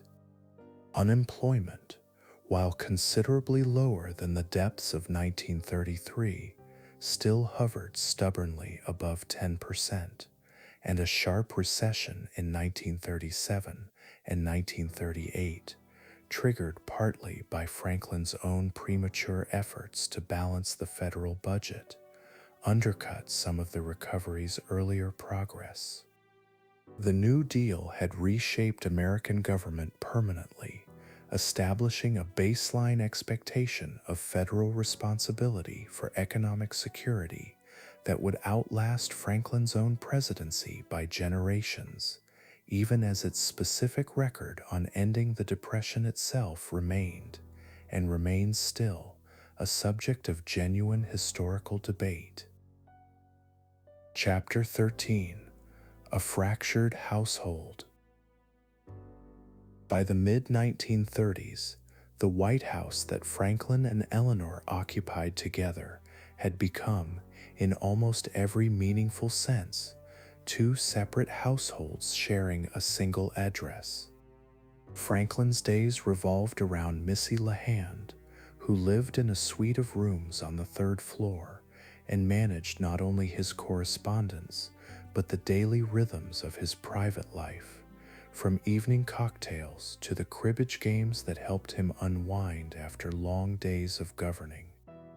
Eleanor, increasingly, was somewhere else entirely, traveling the country on a schedule that sometimes kept her away from Washington for weeks at a stretch. Missy's role in Franklin's life defied easy categorization then and now. She was not simply a secretary, though she managed his schedule with real skill. She functioned more like a companion in the fullest domestic sense, present at meals, present during his relaxation hours, attuned to his moods in ways that required no explanation between them. Franklin's children, who observed the arrangement up close for years, generally accepted Missy's presence without much comment, treating her almost as an extended member of the family rather than an employee occupying an ambiguous role. Whether the relationship between Franklin and Missy was ever physical remains, even now, a matter of historical dispute that no surviving evidence fully resolves. What contemporaries agreed on, regardless of their speculation about its precise nature, was the relationship's emotional depth. Missy gave Franklin something Eleanor no longer offered, and had perhaps stopped offering entirely after the Lucy Mercer discovery nearly 2 decades earlier, an uncomplicated, undemanding intimacy that asked nothing of him politically or intellectually. Eleanor, for her part, had built an entirely separate emotional world by this point, one centered increasingly on Lorena Hickok and on a small circle of close friends and political allies who understood her independent from her marriage. Her partnership with Hickok had cooled somewhat from its most intense early years, but the two women remained close, and Eleanor had cultivated additional friendships, including with a young Associated Press correspondent and various New Deal officials, that gave her the kind of emotional sustenance her marriage to Franklin no longer provided. The arrangement worked in its strange way because both Franklin and Eleanor had arrived at a similar underlying understanding. Neither expected romantic fidelity from the other any longer, not in any traditional sense, and both had constructed lives that accommodated this reality without requiring public acknowledgement of it. They remained, throughout this period, genuine political partners, consulting each other regularly on policy and personnel, appearing together at official functions with a warmth that struck most observers as entirely authentic, even if it no longer carried romantic weight. Sarah Roosevelt continued to loom over this arrangement from Hyde Park, less directly involved in the daily texture of the White House than she had been during Franklin's early political career, but still exercising real influence whenever she chose to assert it. She disapproved, quietly but persistently, of Eleanor's frequent absences and independent political activities, viewing them as a departure from what she considered a wife's proper role. Franklin, characteristically, avoided confronting his mother directly on the subject, allowing Eleanor to navigate Sarah's disapproval largely on her own. The children, 5 of whom had survived to adulthood, orbited this complicated household with varying degrees of comfort. James, Elliot, Franklin Jr., John, and Anna had each grown up watching their parents' marriage transform from its early, more conventional shape into something considerably more distant and formally structured. Several of the Roosevelt children would go on to accumulate multiple marriages and divorces of their own across their adult lives, a pattern some biographers have connected at least partly to the model of partnership without intimacy they had witnessed growing up. Anna, the eldest and only daughter, developed a particularly close relationship with her father during these years, eventually moving into the White House herself in the early 1940s and taking on responsibilities that blurred the line between daughter and informal chief of staff. Her presence became especially significant during Franklin's later declining years, when her willingness to manage aspects of his personal life that Eleanor's frequent travels left unattended proved indispensable to the household's functioning. Eleanor's own public role, meanwhile, continued expanding well beyond anything previous First Ladies had attempted. She wrote a daily newspaper column called My Day, syndicated across dozens of papers nationally, in which she discussed her travels, her observations on policy, and her evolving views on issues ranging from labor rights to, increasingly, racial justice. The column gave her a direct line to millions of readers entirely independent of Franklin's own communications, an unprecedented platform for a president's wife. Her advocacy on civil rights during this period placed her at points well ahead of her husband's own more cautious political positioning. She maintained public friendships with prominent black leaders, including Mary McLeod Bethune, and in 1939 she resigned publicly from the Daughters of the American Revolution after the organization refused to allow the singer Marian Anderson to perform at Constitution Hall because of her race. Eleanor helped arrange, instead, for Anderson to perform at the Lincoln Memorial, a concert that drew a crowd of 75,000 and became one of the era's most powerful public statements against segregation. Franklin, dependent throughout his presidency on the electoral support of Southern Democrats, whose votes his legislative agenda required, rarely matched Eleanor's public boldness on racial issues. He declined repeatedly to support federal anti-lynching legislation, worried that backing such a bill would fracture the same Southern coalition that had helped pass Social Security and the Wagner Act. Eleanor pushed him privately on these questions more than almost anyone else in his orbit dared to, though she rarely succeeded in moving his calculated political caution. This division of labor, however unconventional its origins, ultimately served the administration's broader purposes in ways neither Franklin nor Eleanor could have fully anticipated when their marriage first reorganized itself around Lucy Mercer's letters 2 decades earlier. Eleanor's moral voice, unconstrained by the same electoral calculations that bound her husband, gave the New Deal a conscience that pushed gently but persistently against its own political limitations. Franklin's more cautious pragmatism, meanwhile, kept the broader coalition intact long enough to pass the legislation that Eleanor's advocacy helped shape at the margins. By the late 1930s, this arrangement had settled into something approaching permanence, a marriage sustained by shared purpose rather than shared affection, staffed by a small constellation of companions and confidants who filled the emotional space the two principals no longer occupied for each other. It was not the partnership either of them might have imagined on their wedding day in 1905, with Theodore Roosevelt giving away a bride nearly overshadowed by his own presidential celebrity.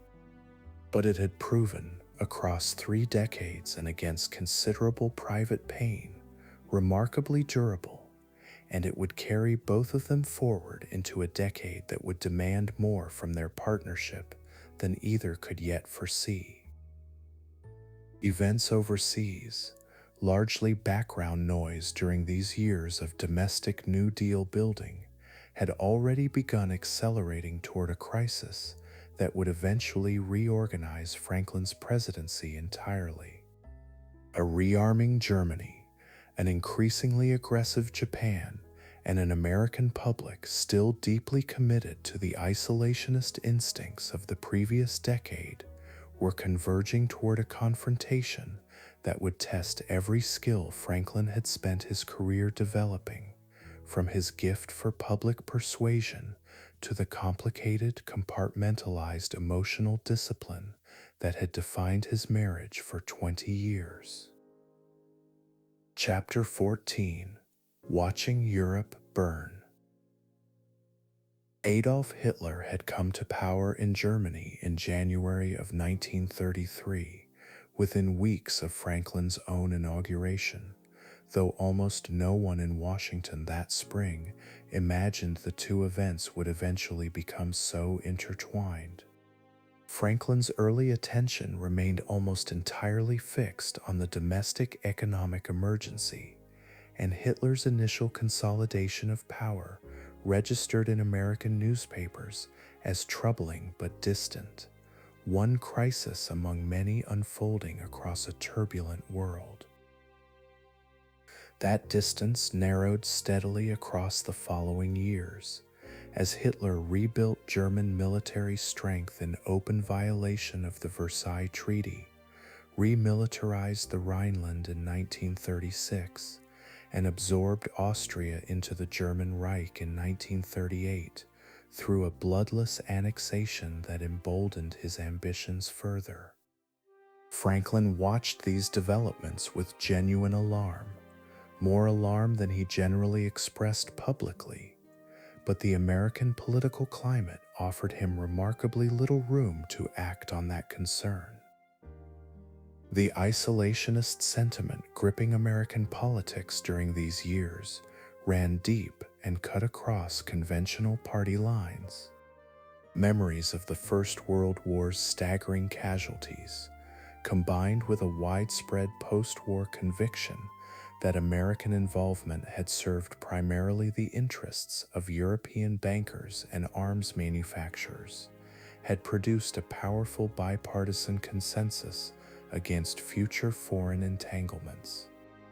Congress passed a series of neutrality acts throughout the mid-1930s, specifically designed to prevent the kind of gradual involvement that many believed had dragged America into the previous war. Franklin signed these neutrality acts even as he privately doubted their wisdom, understanding that outright opposition would cost him political capital he needed for his domestic agenda. He did, however, work at the margins to preserve whatever flexibility the legislation allowed, and he used public speeches increasingly to warn, in carefully hedged language, against the dangers of American complacency toward events overseas. His October 1937 quarantine speech in Chicago, suggesting that aggressor nations should be isolated the way public health officials quarantine disease, drew such fierce isolationist backlash that Franklin retreated from similarly direct rhetoric for months afterward. Mussolini's Italy had already demonstrated, well before Hitler's most aggressive moves, exactly what unchecked fascist expansion could look like. Italian forces invaded Ethiopia in 1935, employing chemical weapons against poorly armed defenders in a campaign that exposed the fecklessness of the League of Nations response. The League's ineffective sanctions against Italy convinced authoritarian leaders across Europe and Asia that international institutions lacked any real capacity to constrain aggression, a lesson Hitler absorbed as readily as anyone. The Spanish Civil War, erupting in 1936, offered another preview of the coming European catastrophe, with Hitler and Mussolini providing military support to Francisco Franco's nationalist forces, while the Soviet Union backed the opposing Republicans. American neutrality legislation prevented the Roosevelt administration from providing meaningful assistance to either side, a policy Franklin later acknowledged privately as a mistake that had helped enable fascist victory in Spain. The conflict served, for European powers watching closely, as something close to a testing ground for weapons and tactics that would soon see far wider use. By 1938, the crisis had accelerated well beyond anything easy diplomatic maneuvering could contain. Hitler demanded the Sudetenland, a German-speaking border region of Czechoslovakia, and European leaders, desperate to avoid another continental war, gathered in Munich that September to negotiate a settlement. British Prime Minister Neville Chamberlain returned from Munich, declaring he had secured peace for our time, having agreed to Hitler's territorial demands in exchange for promises the German leader had no intention of honoring. Franklin watched the Munich settlement with private skepticism that events would soon vindicate completely. Hitler annexed the remainder of Czechoslovakia within 6 months, exposing the Munich Agreement's promises as worthless, and turned his attention next toward Poland, whose independence Britain and France had pledged, this time to defend militarily. Franklin, meanwhile, began quietly pressing Congress for modest increases in American military spending and aircraft production, building capacity he suspected the country would eventually need regardless of how successfully isolationist sentiment continued to dominate public opinion. Germany invaded Poland on September 1st, 1939, and within days Britain and France had declared war, formally beginning the conflict that would eventually consume most of the world. Franklin addressed the American people that same month, promising that the United States would remain neutral in action, even as he acknowledged, more candidly than isolationists found comfortable, that he could not ask Americans to remain neutral in thought as well. The distinction mattered enormously to Franklin's evolving strategy, since genuine neutrality in feeling was never actually his goal. The following spring brought catastrophe for the Allied cause at a pace that stunned even pessimistic observers. Germany overran Denmark, Norway, the Netherlands, Belgium, and finally France itself within a matter of weeks during May and June of 1940, a collapse so swift and complete that it fundamentally altered American perceptions of the war's stakes. Britain now stood essentially alone against German power, and Franklin understood, watching this collapse unfold, that American isolation had become considerably harder to sustain politically, even if isolationist sentiment had not yet caught up with the new strategic reality. Winston Churchill, who had become British Prime Minister that same May as France fell, began an urgent correspondence with Franklin that would grow into one of the most consequential political relationships of the entire war. Churchill pressed immediately for American material support, warning that Britain's survival depended on weapons and supplies that only American industrial capacity could provide at the necessary scale. Franklin, sympathetic but still constrained by neutrality law and wary of provoking isolationist backlash during a presidential election year, moved cautiously at first. He found one crucial mechanism that fall in a destroyers for bases agreement, trading 50 aging American naval destroyers for long-term leases on British military bases across the Western Hemisphere. It was a modest arrangement in purely military terms, but symbolically significant as the first direct material support Franklin had extended to Britain's war effort. He won re-election to an unprecedented third term that November, campaigning partly on a promise to keep America out of the war, even as his private strategic calculations moved steadily in the opposite direction. The more consequential breakthrough came in early 1941, when Franklin proposed and Congress eventually passed the Lend-Lease Act, authorizing the president to lend or lease military equipment to nations whose defense he judged vital to American security.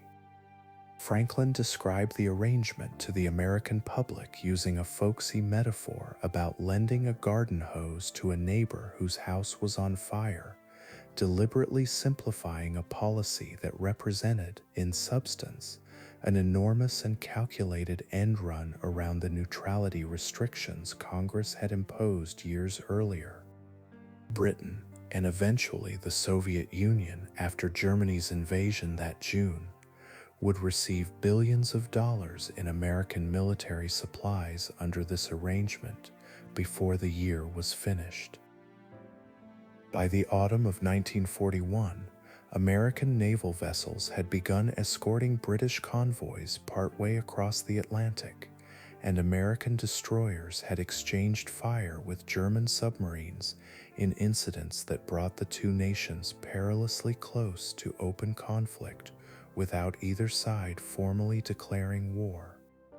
Franklin walked this narrow line carefully throughout the year, providing Britain with steadily escalating support while working to bring American public opinion, still meaningfully divided on the question of formal intervention, gradually toward acceptance of the deeper involvement he increasingly believed was inevitable. What neither Franklin nor almost anyone else in Washington fully anticipated was that the war's true entry point for America would come not from the Atlantic crisis he had spent years carefully managing, but from a devastating surprise attack in the Pacific that would arrive within a matter of weeks. Chapter 15: Pearl Harbor. Relations between the United States and Japan had been deteriorating for years by the autumn of 1941, driven by fundamentally incompatible visions of the Pacific's future. Japan's military leadership had spent the previous decade pursuing territorial expansion across China and Southeast Asia, seeking the raw materials and resources an industrializing empire believed it needed to secure. American policymakers watched this expansion with growing alarm, viewing it as a direct threat to allies, colonial holdings, and broader regional stability.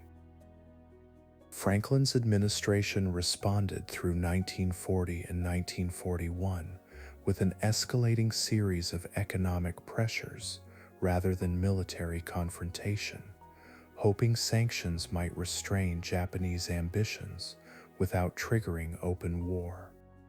The most consequential of these measures came in the summer of 1941, when Franklin froze Japanese assets in the United States and imposed a near-total oil embargo, cutting off supplies that Japan's military machine depended on almost entirely from foreign sources.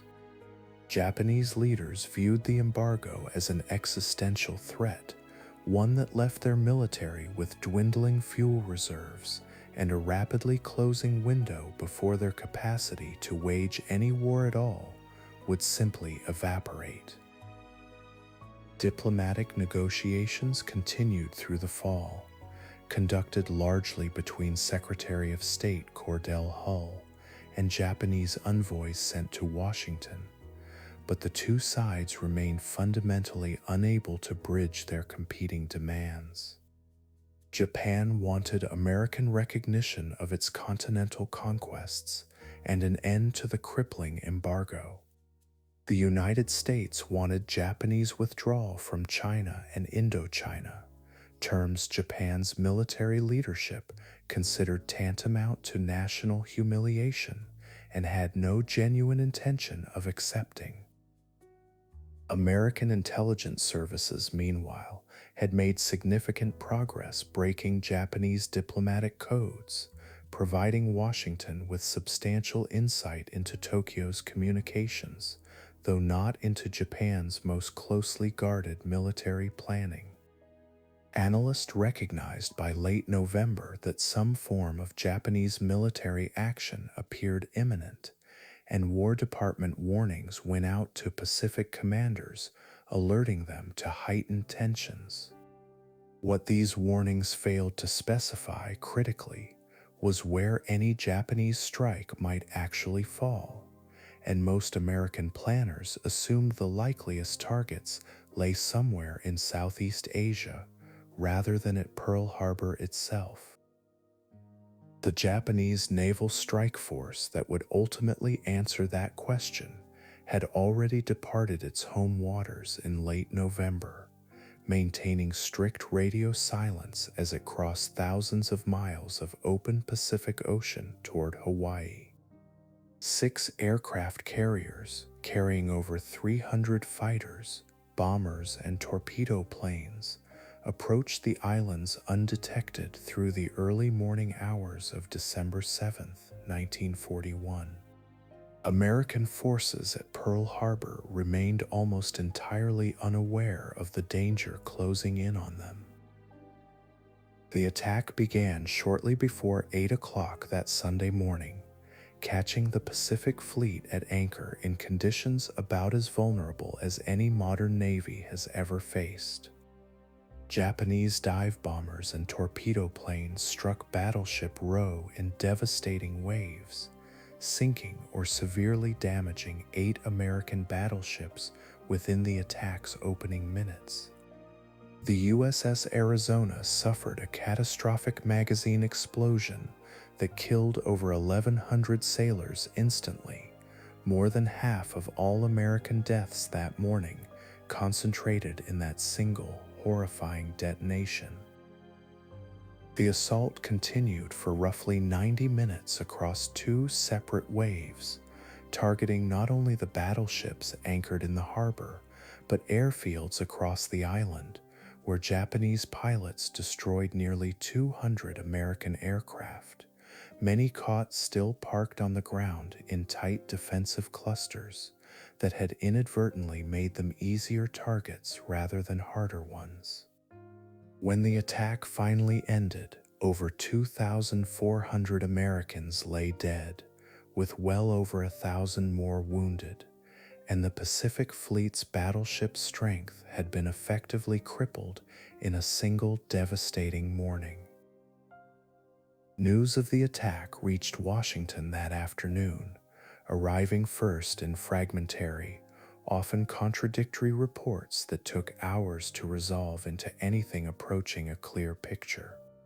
Franklin received the initial word from Navy Secretary Frank Knox around 1:30 in the afternoon, and aides who witnessed his reaction described a man visibly shaken, though characteristically composed enough to begin issuing instructions almost immediately.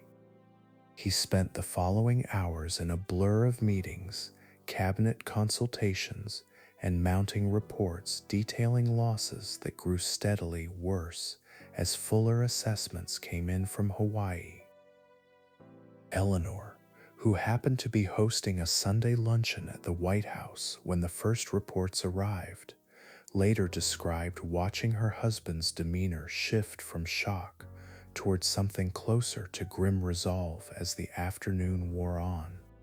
Whatever private uncertainty Franklin may have felt about America's readiness for the war now unavoidably upon it, he showed almost none of it publicly, understanding instinctively that the nation would need in the hours and days ahead exactly the steady confidence he had spent 2 decades learning to project regardless of his private circumstances.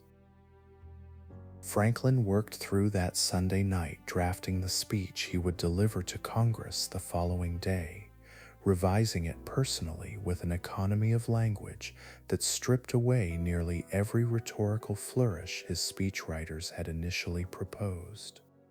He rejected an early draft's more elaborate framing in favor of something starker and more direct, understanding that the moment called for clarity rather than ornamentation.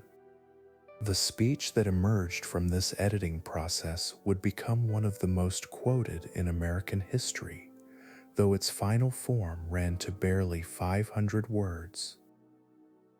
He appeared before a joint session of Congress at just past noon on December 8, supported at the podium in the careful, practiced manner that had disguised his paralysis from the public for nearly 2 decades.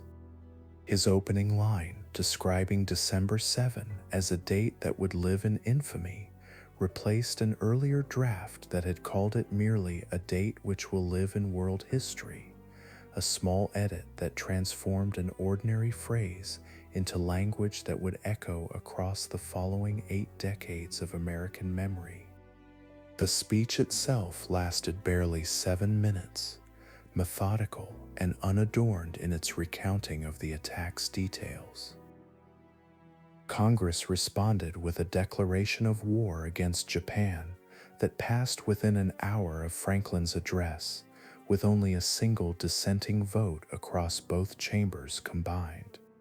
Montana Representative Jeanette Rankin, a committed pacifist who had also voted against American entry into the First World War, cast the lone opposing vote, a position that drew such intense public hostility that she reportedly required police protection to leave the Capitol building safely afterward. The overwhelming unity of the vote reflected a national mood that had shifted virtually overnight from deep and stubborn division to something approaching total consensus. Germany and Italy, bound to Japan through the tripartite pact signed the previous year, declared war on the United States just 3 days later, a decision that resolved, almost incidentally, the strategic question that had consumed so much of Franklin's careful diplomatic maneuvering across the previous 2 years. He had spent months working to bring America into the European conflict without any legal justification Congress would accept, and Hitler's declaration handed him exactly the pretext his own diplomacy had been unable to manufacture. Franklin could now pursue the war against Germany with the same full legal and public authority that Pearl Harbor had already secured against Japan. The attack's aftermath brought immediate and painful consequences for one particular group of American citizens whose loyalty came under sudden, sweeping suspicion. West Coast newspapers and military officials began pressing almost immediately for measures against Japanese Americans, framing an entire ethnic community as a potential security threat based on ancestry rather than any individual evidence of disloyalty. Franklin's own response to this pressure would unfold gradually over the following weeks, setting in motion policies that later generations would judge as among the gravest moral failures of his entire presidency. In the immediate term, however, Franklin's attention focused overwhelmingly on the practical work of converting an economy still only partially recovered from the Depression into the industrial machine a two-front global war would require. He began meeting almost daily with military commanders and industrial leaders, setting production targets for aircraft, ships, and tanks that struck many observers as wildly unrealistic given existing manufacturing capacity. The targets would, within roughly 18 months, prove not merely achievable but conservative, As American industry demonstrated a capacity for wartime mobilization that would ultimately overwhelm both of the nation's adversaries combined. Pearl Harbor's investigation, launched within days of the attack, would generate controversy that persisted for decades afterward, as officials and historians debated whether adequate warning had existed and been ignored, or whether the attack's success reflected genuine intelligence failures beyond anyone's reasonable control.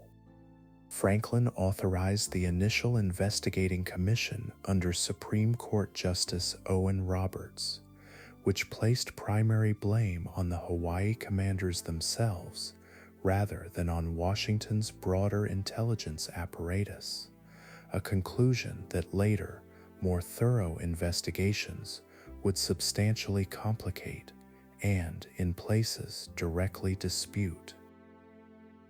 For Franklin personally, Pearl Harbor marked a decisive pivot in a presidency that had already spanned nearly 9 extraordinary years.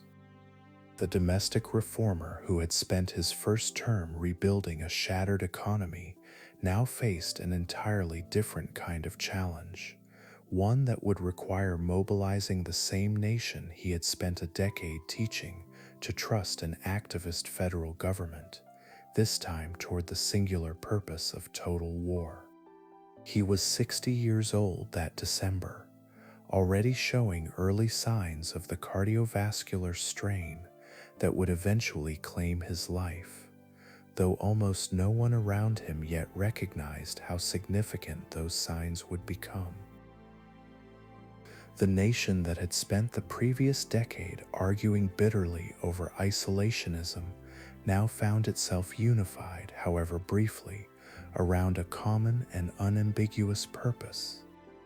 Franklin would spend the remaining 3.5 years of his life managing that purpose across 2 oceans and multiple continents, building alliances, directing strategy, and slowly, steadily guiding a reluctant nation toward a role in global affairs it had spent generations trying to avoid. What Pearl Harbor had shattered that December morning was not only a fleet of battleships anchored in a Pacific harbor, but an entire era of American political self-conception that would never fully return. Chapter 16: Arsenal of Democracy.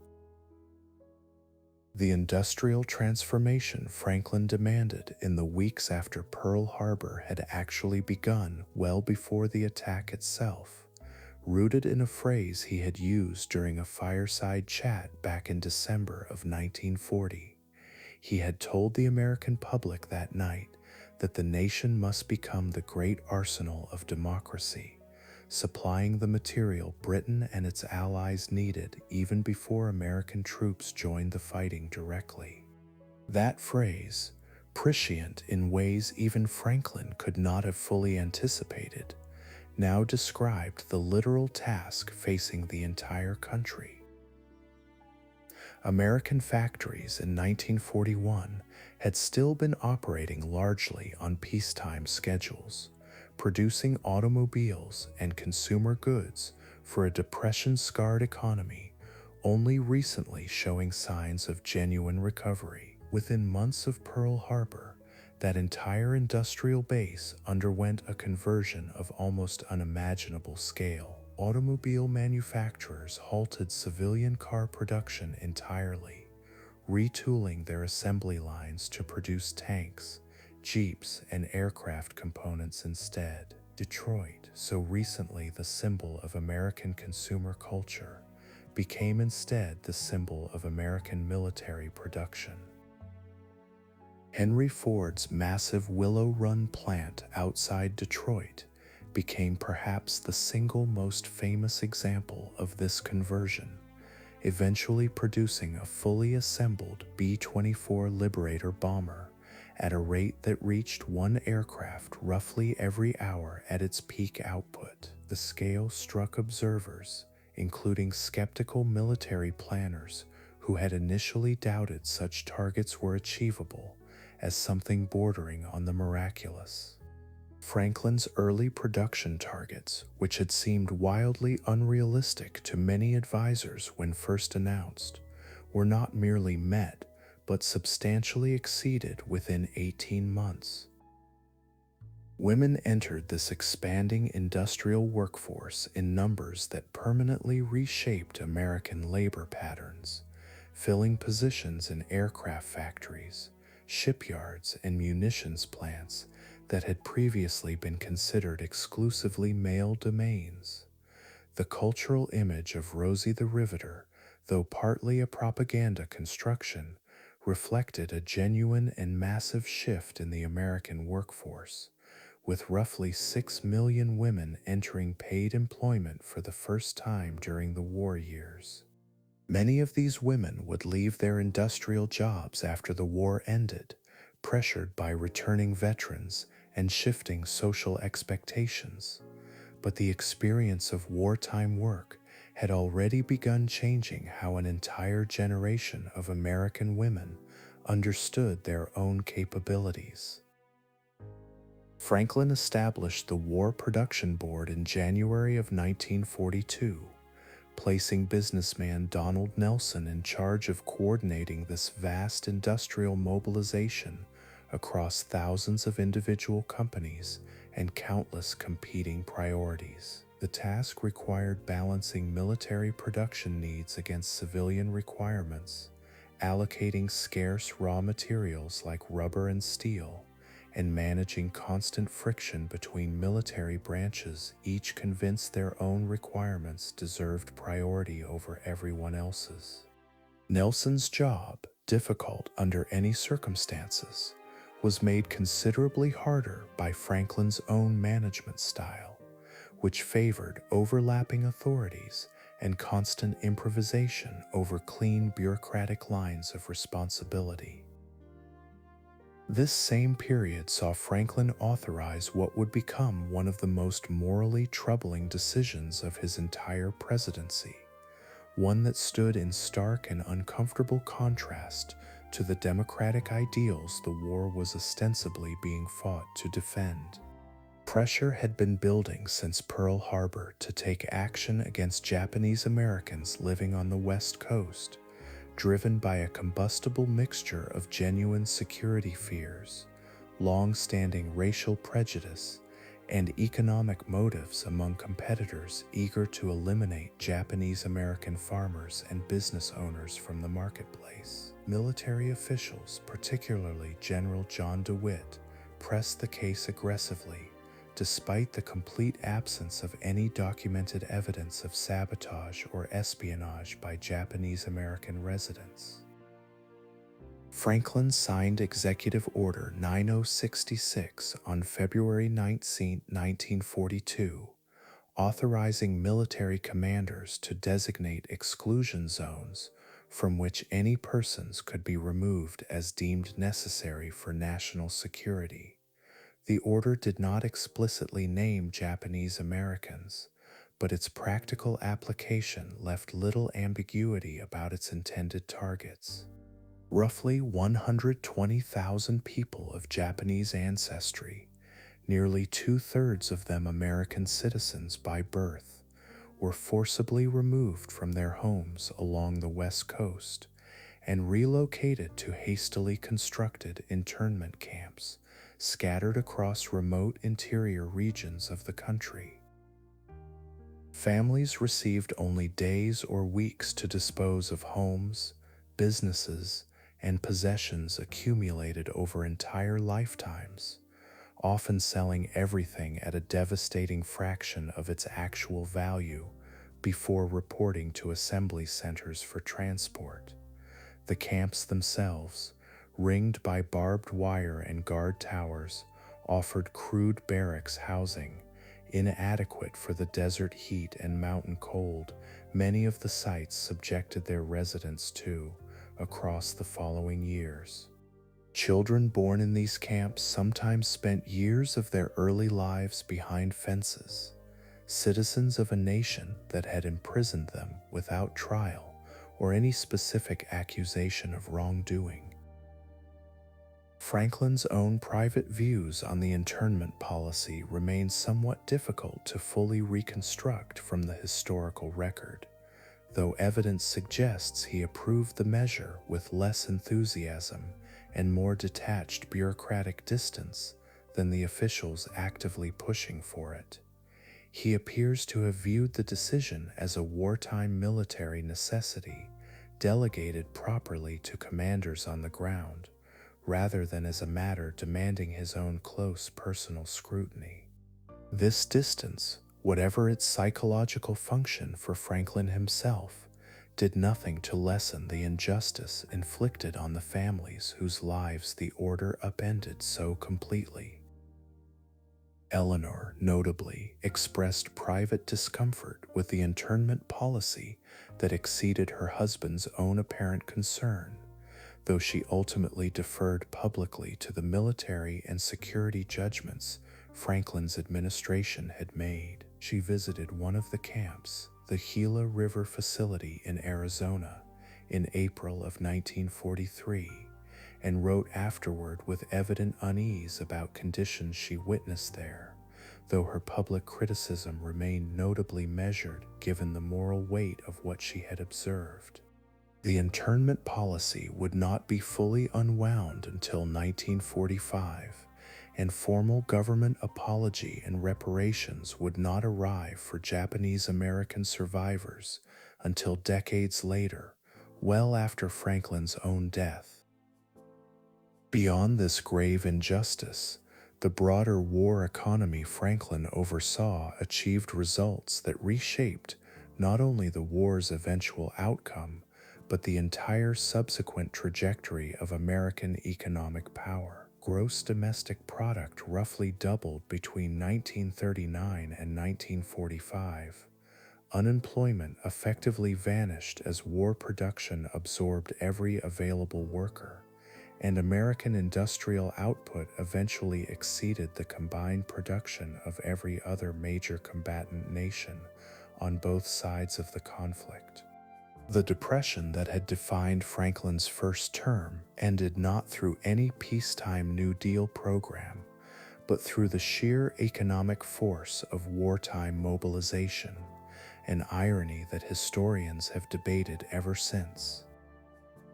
Rationing became a defining feature of daily American life during these years, extending to gasoline, sugar, meat, rubber, and countless other goods redirected toward military use. Ordinary citizens accepted these restrictions with a degree of cooperation that surprised even government planners who had worried about public resistance, participating in scrap metal drives, victory gardens, and war bond purchases that reflected genuine widespread civilian investment in the war effort. Franklin's fireside chats continued throughout this period, explaining rationing policies and production needs in the same accessible, reassuring language he had used a decade earlier to explain banking reform. The shipyards along both American coasts produced merchant vessels and warships at a pace that stunned naval planners on every side of the conflict.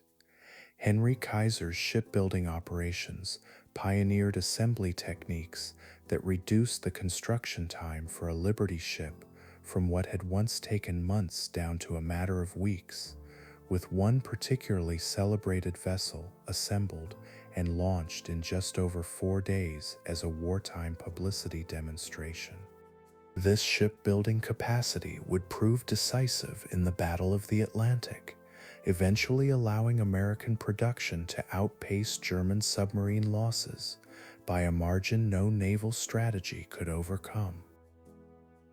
Franklin's relationship with organized labor grew more complicated during these same years, as wartime production demands strained against unions' hard-won rights to strike and bargain collectively.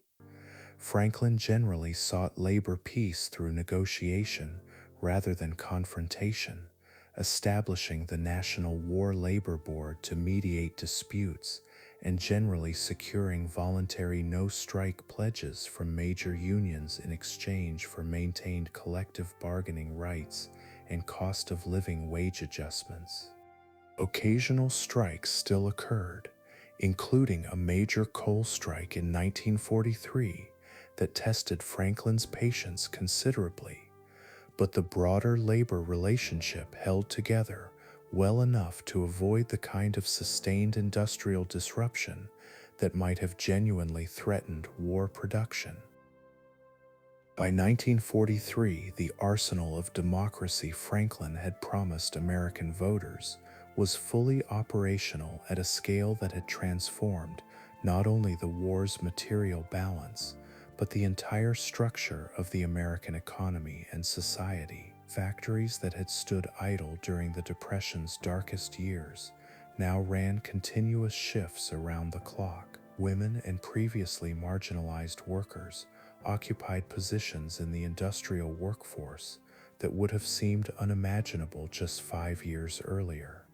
The federal government itself had grown into an economic coordinating apparatus of a scale and reach that no previous American administration, including Franklin's own earlier New Deal years, had ever approached. This industrial achievement came bundled inseparably with the moral compromise of internment, a stark illustration of how a war fought explicitly in defense of democratic values could simultaneously produce, within the same nation and under the same president's authority, one of that democracy's more serious betrayals of its own citizens. Franklin himself rarely spoke publicly about the internment policy in the years that followed its implementation, an omission that later generations would scrutinize far more critically than his own contemporaries generally did. The productive capacity his arsenal of democracy generated would prove essential to eventual Allied victory, even as the human cost of certain choices made along the way left scars that would take decades for the nation to fully acknowledge and address. As American industrial power reached its full wartime stride through 1943, Franklin's attention increasingly turned toward the complicated diplomatic work of coordinating strategy among the Allied powers themselves. Churchill remained a constant presence in this effort, but a new and considerably more difficult partner had entered the equation as well, one whose ultimate ambitions for the post-war world differed from American and British goals in ways that would not become fully apparent until the war itself was nearly finished. That partner was Joseph Stalin, and the complicated alliance Franklin would build with him, alongside Churchill, across a series of increasingly consequential wartime conferences, would shape the world for decades after the guns finally fell silent. Chapter 17: The Grand Alliance. Franklin and Winston Churchill had corresponded extensively before the two men ever met in person, but their first face-to-face wartime conference took place in August of 1941, months before Pearl Harbor, aboard warships anchored off the coast of Newfoundland. The meeting produced the Atlantic Charter, a joint statement of principles outlining the kind of post-war world both leaders hoped to build, emphasizing self-determination, free trade, and eventual disarmament for aggressor nations. It was an aspirational document, more than a binding one, but it established the pattern of close personal collaboration that would define the entire alliance to come. Churchill traveled to Washington himself within weeks of Pearl Harbor, arriving in December of 1941 for a lengthy stay at the White House that stretched across Christmas and into the new year. The two leaders spent these weeks hammering out the broader strategic framework that would guide the Allied war effort, agreeing on a Europe-first strategy that would prioritize defeating Germany before turning full attention to the Pacific. Despite the visceral American desire for immediate retribution against Japan following the attack, Churchill's charm and Franklin's own considerable political instincts meshed well during this extended visit, establishing a rapport that would carry both men through years of subsequent friction and disagreement. The relationship between the two leaders, while genuinely warm, was never one of pure equals, a reality both men understood even if neither always acknowledged it openly. Britain, exhausted by 2 years of solitary fighting and dependent on American Lend-Lease supplies for its continued survival, needed Franklin considerably more than Franklin needed Churchill. This imbalance would surface repeatedly across the following years, particularly on questions of post-war colonial arrangements, where Franklin's instinctive anti-imperialism clashed with Churchill's fierce determination to preserve the British Empire largely intact. Joseph Stalin entered this partnership under considerably more complicated circumstances. The Soviet Union had signed a non-aggression pact with Germany in 1939, only to find itself invaded by its supposed partner in June of 1941, absorbing catastrophic losses that would eventually claim over 20 million Soviet lives before the war's end. Franklin extended Lend-Lease assistance to the Soviets almost immediately after the German invasion, understanding pragmatically that Soviet resistance, however uncomfortable an alliance with a communist dictatorship might be for American public opinion, represented an essential counterweight absorbing the bulk of German military strength. Stalin, isolated in Moscow and consumed by the immediate demands of Soviet survival, did not meet either Franklin or Churchill in person during the war's early years, communicating instead through ambassadors and increasingly urgent written appeals for a second front in Western Europe. He pressed relentlessly for an Allied invasion that would relieve pressure on Soviet forces bearing the overwhelming majority of Germany's military weight throughout 1942 and much of 1943. Franklin sympathized with these appeals more readily than Churchill did, though military logistics and British caution repeatedly delayed the cross-channel invasion Stalin wanted so urgently. The first meeting between Franklin, Churchill, and their combined military staffs took place at Casablanca in January of 1943, held in French Morocco rather than anywhere closer to the fighting itself, since Stalin had declined to leave the Soviet Union while battle still raged at Stalingrad. The conference produced the doctrine of unconditional surrender, a policy Franklin announced publicly that insisted Axis powers would receive no negotiated peace terms whatsoever. Some historians have since debated whether this uncompromising stance unnecessarily prolonged German resistance, though Franklin defended it consistently as necessary to prevent any repeat of the ambiguous, resentment-fueled armistice that had ended the First World War. Casablanca also settled, at least temporarily, the strategic argument over where Allied forces should strike next after clearing North Africa of German and Italian troops. Churchill successfully pushed for an invasion of Sicily and mainland Italy, rather than the immediate cross-channel assault Stalin continued demanding, a decision that reflected British strategic preferences more than American ones. Franklin, still relatively deferential to Churchill's greater military experience during this earlier period of the alliance, accepted the Mediterranean strategy despite reservations from his own military advisors, who favored concentrating resources on a direct assault against Germany itself. By late 1943, With Italian resistance collapsing and Soviet forces beginning to push German troops back after the decisive victory at Stalingrad, the three Allied leaders finally arranged their first meeting together in person. They gathered at Tehran in November of 1943, choosing the Iranian capital partly because Stalin remained unwilling to travel far from Soviet territory even as his armies advanced westward. The conference marked a genuine turning point in the alliance's internal dynamics, with Franklin working deliberately to build a personal rapport with Stalin that sometimes came at Churchill's expense. Franklin's approach to Stalin at Tehran reflected a calculated diplomatic strategy that some of his own advisors privately questioned.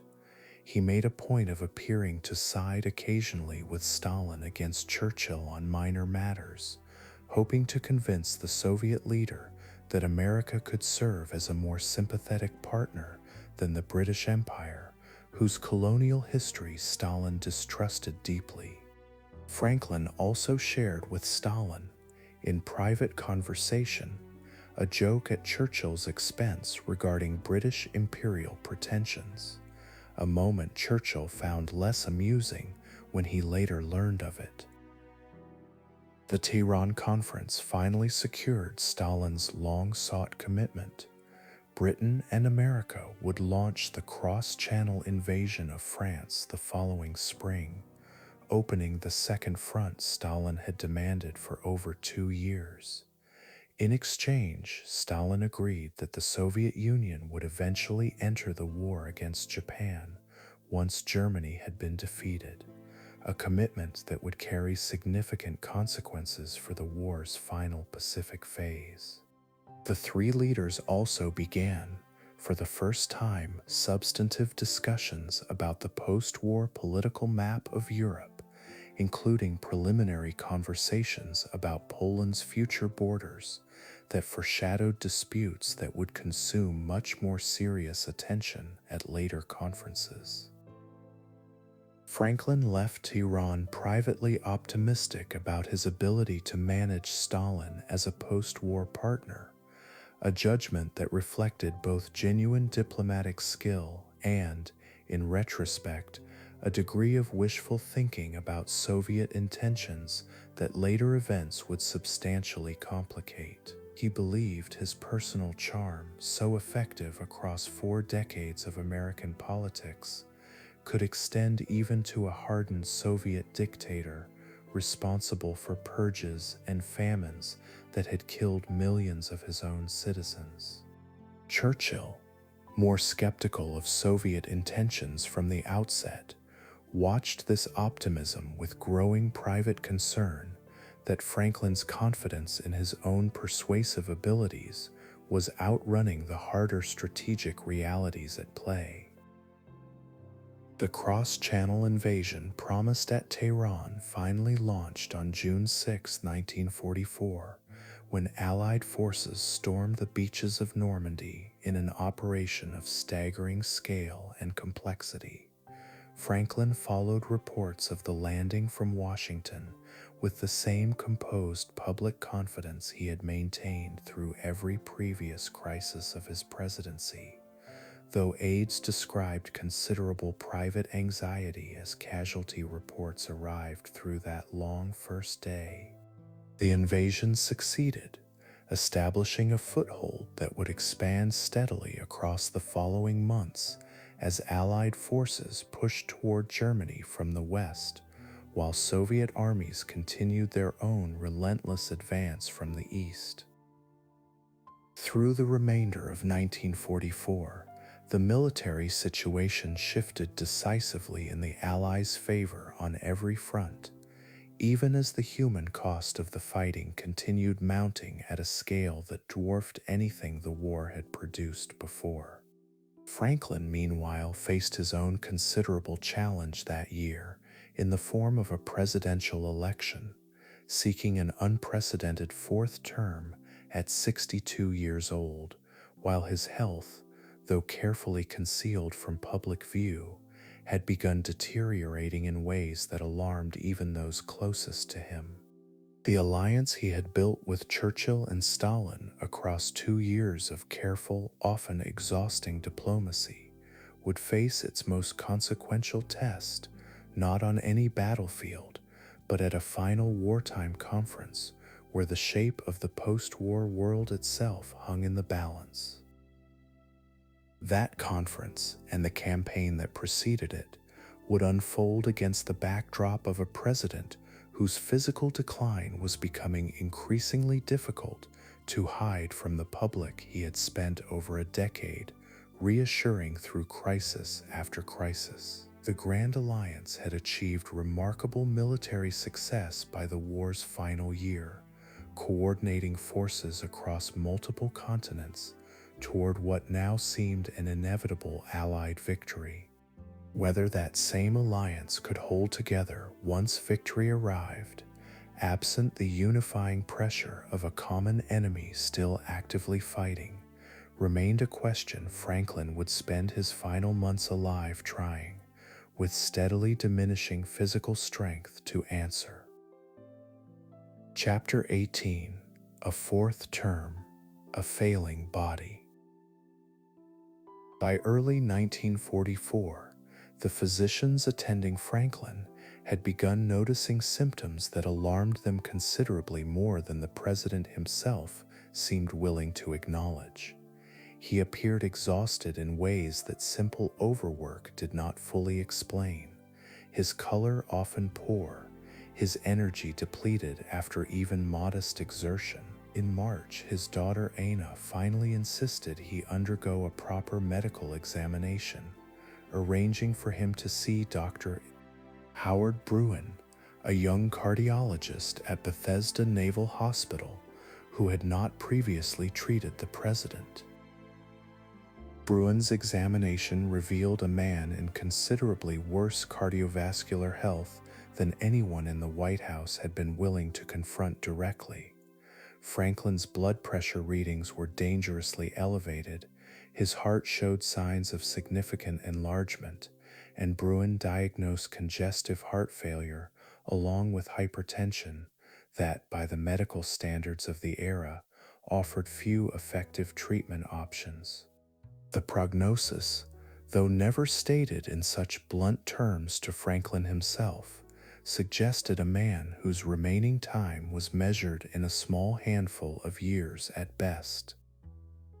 Franklin's longtime personal physician, Admiral Ross McIntyre, had for years minimized or outright dismissed symptoms that Bruin now recognized as serious, a pattern of denial that reflected both McIntyre's limited cardiology expertise and, many later observers suspected, an unwillingness to deliver news that might complicate Franklin's political plans. Bruin began treating Franklin with digitalis and a restricted diet, along with mandated rest periods that cut into the president's punishing wartime schedule. The treatments provided some genuine improvement in his condition, though nothing approaching a cure for a heart that continued its slow, inexorable decline. This declining health arrived precisely as Franklin faced the question of whether to seek an unprecedented fourth presidential term, a decision complicated considerably by both the ongoing war and his own uncertain physical condition. Democratic Party leaders, along with most of Franklin's own advisors, argued that changing commanders during an active global conflict carried risks far greater than any health concerns, however serious those concerns actually were. Franklin, whatever private doubts he harbored about his own stamina, ultimately agreed, announcing in the summer of 1944 that he would indeed seek re-election. The more contentious political battle that year centered not on Franklin's own renomination, which proceeded essentially unopposed, but on the selection of his running mate. Vice President Henry Wallace, who had served since 1941, had grown increasingly unpopular among party bosses and Southern Democrats, who viewed his progressive politics and occasionally eccentric public statements as genuine electoral liabilities. Given growing private awareness of Franklin's fragile health, many party leaders understood that whoever occupied the vice presidency now carried unusually serious weight, since that person stood a meaningfully elevated chance of actually assuming the presidency before the term's natural conclusion. Franklin, characteristically avoiding direct confrontation, allowed party leaders to maneuver Wallace off the ticket without ever explicitly withdrawing his own personal support. The convention that summer settled instead on Missouri Senator Harry Truman, a relatively obscure figure nationally who had built a reputation for honest, competent oversight of wartime military spending through a Senate committee bearing his name. Franklin had met with Truman only a handful of times before the convention selected him, and the two men would have remarkably little substantive contact across the following months, an arrangement that would carry serious consequences once circumstances thrust Truman unexpectedly into the presidency himself. The general election campaign that fall pitted Franklin against New York Governor Thomas Dewey, a young, energetic Republican who worked hard to raise questions about Franklin's health and fitness for a fourth term without stating those concerns too explicitly to avoid appearing unseemly. Franklin countered these implicit attacks with a series of public appearances specifically designed to project vigor, including a notorious campaign parade through New York City conducted in cold, driving rain, during which Franklin rode for hours in an open car specifically to demonstrate physical stamina that his private medical reality no longer actually supported. The effort exacted a visible toll, and aides who witnessed Franklin immediately following the parade described a man utterly depleted, requiring extended rest to recover from an appearance that had been calculated entirely for public consumption. Similar calculated performances continued throughout the campaign, each one carefully staged to counter Dewey's implicit questions, while concealing from voters the genuine severity of Bruin's diagnosis. The strategy worked. Franklin won re-election that November with a comfortable though narrower margin than his three previous victories, carrying 36 states against Dewey's 12. Franklin's fourth inauguration in January of 1945 reflected, in its very staging, an acknowledgement of the diminished capacity that his campaign had worked so hard to hide from the broader public.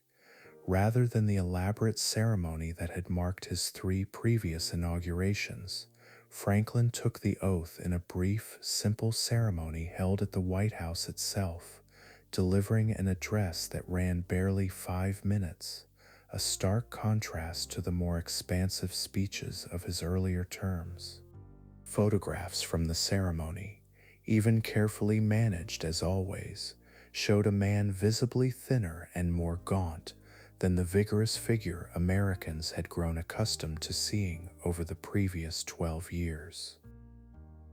Amid this physical decline, Franklin's personal life had also taken a turn that would have surprised almost anyone familiar with the arrangement he and Eleanor had settled into decades earlier. Lucy Mercer, the woman whose wartime letters had nearly ended his marriage back in 1918, had re-entered Franklin's life quietly sometime in the early 1940s, following the death of her own husband.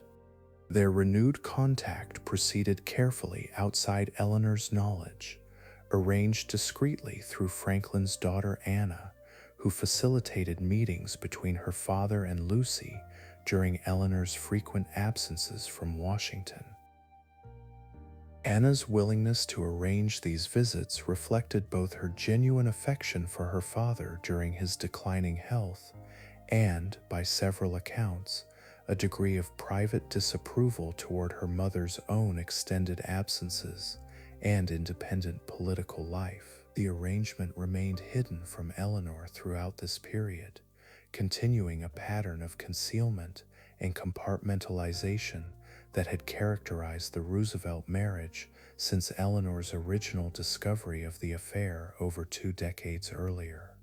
Whatever comfort Lucy's renewed presence provided Franklin during these physically difficult final years, it came at the cost of yet another layer of concealment within a marriage already defined by decades of careful, mutual discretion.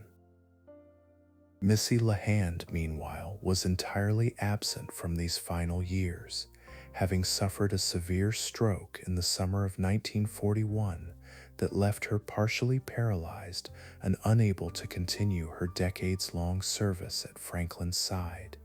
She spent her remaining years in declining health, cared for partly through arrangements Franklin himself helped establish, until her death in the summer of 1944, an event that received relatively little public attention amid the ongoing war, but that closed, quietly, one of the most significant relationships of Franklin's adult life. Franklin, by most accounts, mourned her loss deeply, even as his attention remained necessarily consumed by the war's continuing demands.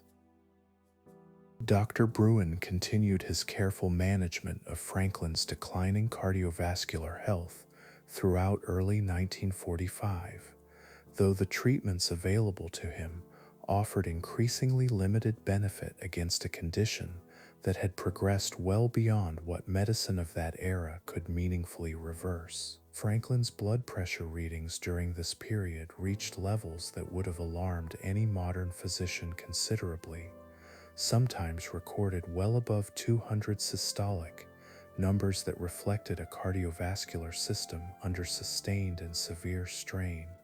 Bruin pressed privately for Franklin to reduce his workload substantially, advice that a wartime president facing the war's climactic final phase found essentially impossible to follow. Winston Churchill, meeting with Franklin during this period, reportedly expressed private shock at the president's physical deterioration, noting a frailty that stood in sharp contrast to the man he had first met in Newfoundland waters back in 1941. Franklin's own staff, adapting gradually to his diminished stamina, began restructuring his daily schedule to accommodate longer rest periods and shorter working hours, changes made quietly and without any public acknowledgement of the reasons behind them. The careful public performance that had disguised his paralysis for over 2 decades now extended to disguising an entirely different, considerably more urgent physical crisis.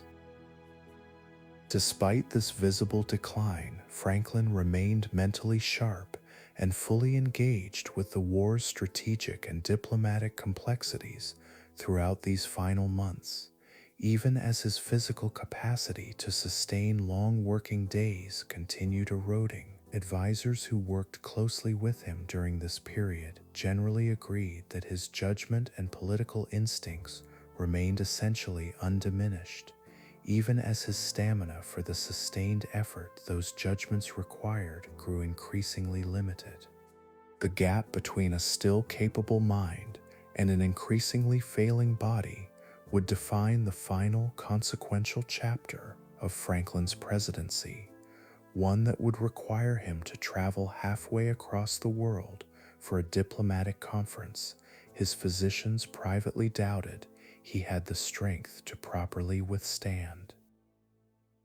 That conference, gathering the same 3 Allied leaders who had met at Tehran 15 months earlier, would take place in February of 1945 on the Crimean Peninsula at a resort town called Yalta that few Americans had ever heard of before that winter. The decisions reached there, negotiated by a president whose body was failing even as the war he had led for over 3 years approached its final, hard-won conclusion, would shape the post-war world for generations to come. Franklin approached this journey knowing, on some level, that his careful public performances could never quite fully conceal, even from himself, that it might well be among the last great undertakings of a life that had already accomplished more than almost any American president before him. Chapter 19: Yalta. The journey to Yalta alone demanded more from Franklin's failing body than almost any single undertaking of his presidency. He traveled first by ship across the Atlantic, then by plane over the Mediterranean, before completing the final leg by car along mountain roads carved into the Crimean coastline, a journey that consumed nearly 2 full weeks before the conference itself had even begun. Aides who accompanied him described a president who slept for long stretches during the crossing, conserving energy for meetings that would demand every remaining reserve of concentration he possessed. The location itself had been Stalin's choice, and not an especially convenient one for his exhausted American counterpart. Yalta sat on the southern coast of Crimea, a region that had endured brutal fighting and German occupation only months earlier, leaving the surrounding area scarred by war and largely stripped of basic infrastructure. Soviet officials had worked around the clock to prepare the Levadia Palace, once a summer residence of the last Russian Tsar, as suitable quarters for the American delegation, though even this effort could not fully disguise the area's recent devastation. Franklin arrived on February 4, 1945, joining Churchill and Stalin for a conference that all three men understood carried enormous stakes for the shape of the post-war world. Germany's defeat now appeared certain, a matter of months rather than years, and the urgent strategic questions of 1943 and 1944 had given way to equally urgent political ones. How would defeated Germany be governed? What borders would define post-war Poland? What institutional framework might prevent a third catastrophic war within a single century? Poland's future occupied an outsized portion of the conference's attention, reflecting both its practical importance and its deep symbolic weight for all three leaders. Soviet forces had already liberated Polish territory from German occupation, installing a communist-friendly provisional government in Lublin that Stalin clearly intended to maintain as Poland's post-war leadership. Churchill and Franklin, however, felt genuine obligation toward the Polish government in exile that had operated from London throughout the war, a government whose legitimacy Stalin had never fully recognized and had little practical intention of honoring. The compromise reached at Yalta satisfied almost no one who examined it closely, papering over irreconcilable positions with deliberately vague language about free elections. Stalin agreed, on paper, that Poland's Lublin government would be reorganized to include broader democratic elements and would hold free elections at some unspecified future date.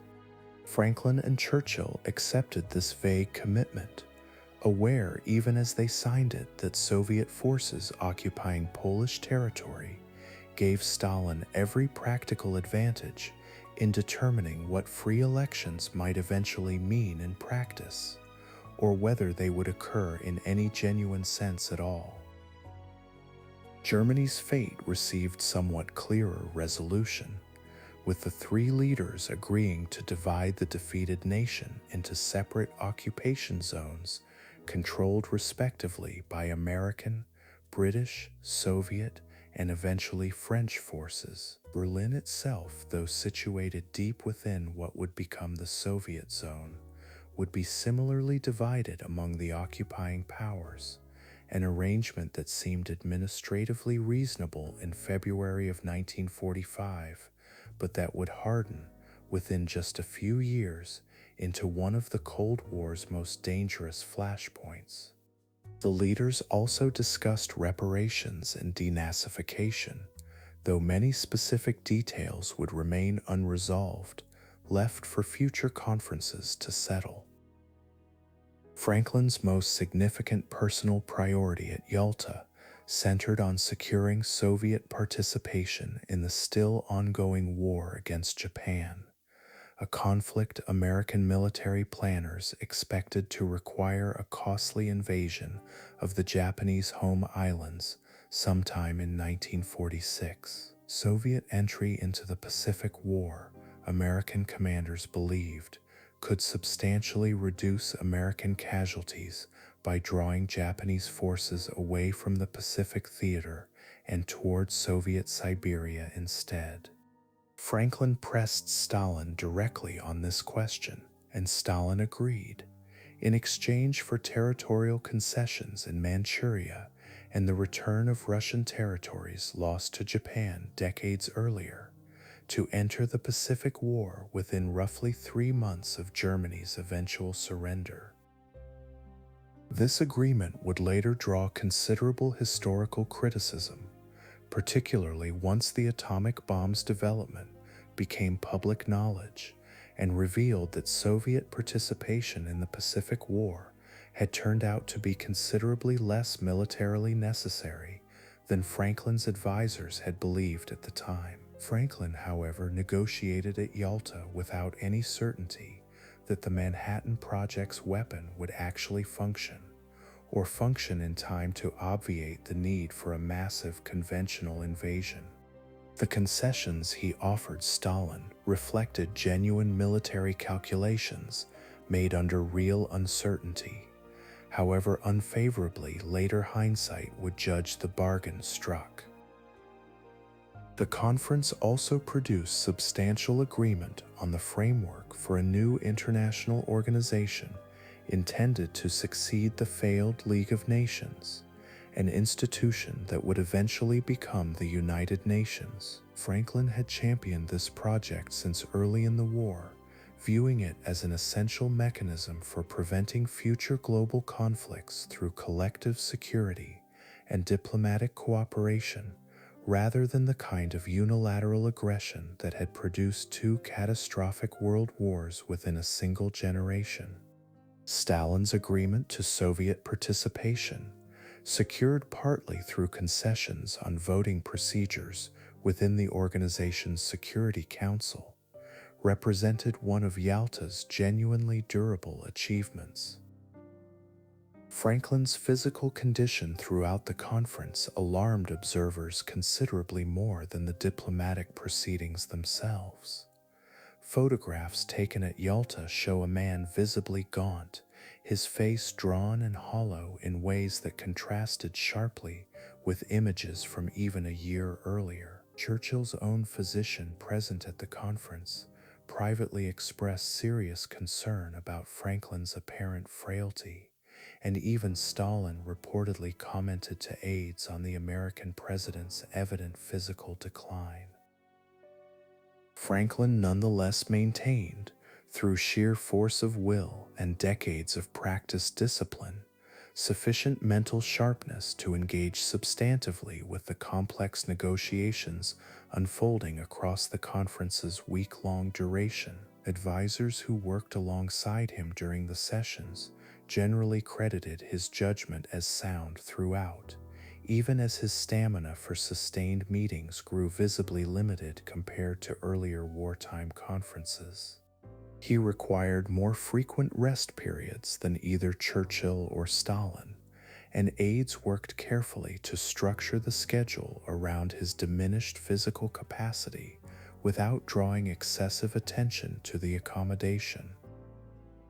The agreements reached at Yalta would become, within just a few years, a subject of intense political controversy in the United States, as the emerging Cold War reshaped how Americans understood the compromises Franklin had accepted regarding Poland and Eastern Europe. Critics, particularly among conservative Republicans, would later charge that Franklin had naively trusted Stalin and effectively surrendered Eastern Europe to Soviet domination through weak or even willfully blind diplomacy. Defenders countered that Soviet military forces already occupied the territory in question by February of 1945, leaving Franklin and Churchill with considerably less actual leverage than these later critics generally acknowledged. Franklin departed Yalta on February 12, having secured commitments on the United Nations, Soviet entry into the Pacific War, and a deliberately ambiguous framework for Poland's uncertain future. He traveled next to Egypt, where he met briefly with several Middle Eastern leaders, including Saudi Arabia's King Ibn Saud, conversations that would plant early seeds of American engagement in a region that had received relatively little sustained American attention up to that point.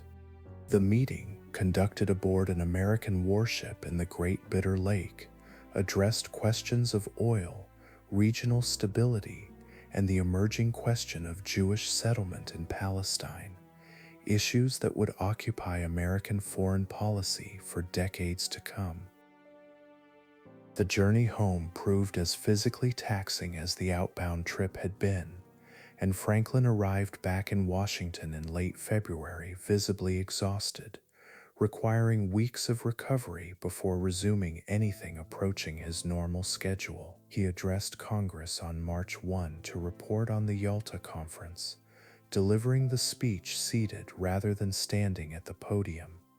The first time in his presidency he had ever addressed Congress without the elaborate, painful pretense of standing upright on his braces. He acknowledged the seated posture briefly and matter-of-factly, attributing it to the weight of the metal braces after his long journey, a rare and revealing crack in the performance he had maintained so carefully for over 2 decades. Those closest to Franklin during these final weeks of February and into March understood, even if they rarely spoke the reality aloud, that something fundamental had shifted in his condition.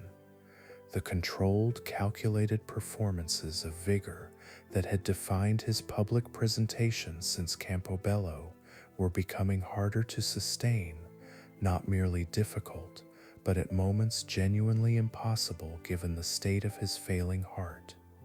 Dr. Bruin continued his careful medical management, adjusting medications and pressing for rest that Franklin's remaining sense of duty made him reluctant to fully accept. The war in Europe was entering its final weeks by late March, with Allied and Soviet forces converging on Germany from opposite directions, and Franklin remained determined to see the conflict through to its conclusion, despite the mounting toll his body was visibly paying for that determination. He made plans that spring to travel to Warm Springs, the Georgia retreat that had offered him genuine comfort and relief since the 1920s. Hoping the mineral springs and warmer climate might restore some measure of the strength Yalta's grueling demands had so thoroughly depleted. It would be, though almost no one around him yet fully grasped the fact, the final journey of his life. Chapter 20, Warm Springs, April 1945. Franklin arrived at Warm Springs on March 30, 1945, hoping the Georgia retreat that had given him relief for over 2 decades might restore some fraction of the strength Yalta had cost him. The little White House, the modest cottage he had built there years earlier, offered none of the grandeur of his official Washington residence, and that simplicity was precisely why he loved it. He settled in for what aides described as a working vacation, continuing correspondence and official business while allowing himself, for the first time in months, genuinely extended periods of rest. Lucy Mercer joined him there during this final stay, arriving with a portrait painter named Elizabeth Shumatoff, whom Lucy had commissioned to paint Franklin's likeness. The arrangement, as it had been for several years by this point, remained carefully hidden from Eleanor, who stayed occupied with her own commitments in Washington and had no immediate plans to travel south. Franklin's cousins Margaret Suckley and Laura Delano were also present at the cottage, part of the small, familiar circle that had accompanied him to Warm Springs many times before. The days settled into an easy rhythm that April, warmer and slower than Washington's demanding schedule had allowed in years. Franklin reviewed government cables each morning, dictated correspondence, and spent afternoons in the Georgia sunshine that had always seemed to restore something in him no Washington climate ever could. Dr. Bruin remained present throughout the stay, continuing to monitor a heart that showed no signs of genuine improvement despite the rest and warmer weather. On the morning of April 12th, Franklin worked through routine correspondence with his usual attentiveness, signing documents and reviewing dispatches from a war now entering its final decisive weeks. Soviet forces were closing on Berlin. American and British armies had crossed the Rhine and were pushing deep into German territory. The end, after nearly 6 years of global conflict, appeared to be a matter of weeks rather than months. Around 1 o'clock that afternoon, Franklin sat for the portrait Shumatoff had been working on throughout his stay, reviewing papers at a small table while she painted.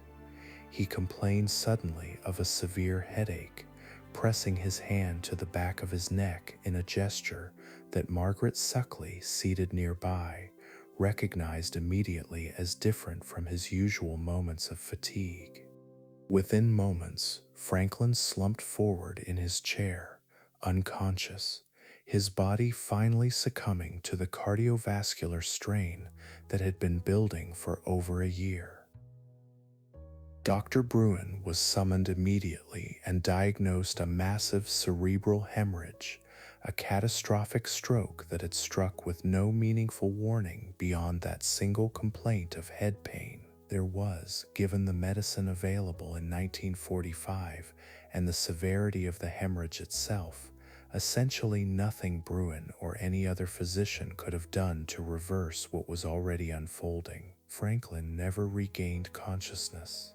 He was pronounced dead at 3:35 that afternoon, April 12, 1945, at the age of 63.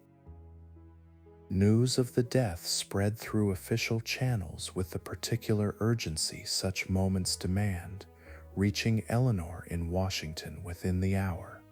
She learned first that Franklin had collapsed, and only somewhat later, once she had already begun making arrangements to travel south, did she receive full confirmation that he was gone. She absorbed the news with the same composed steadiness that had defined her public presence for over a decade, though those closest to her recognized the depth of grief beneath that practiced calm.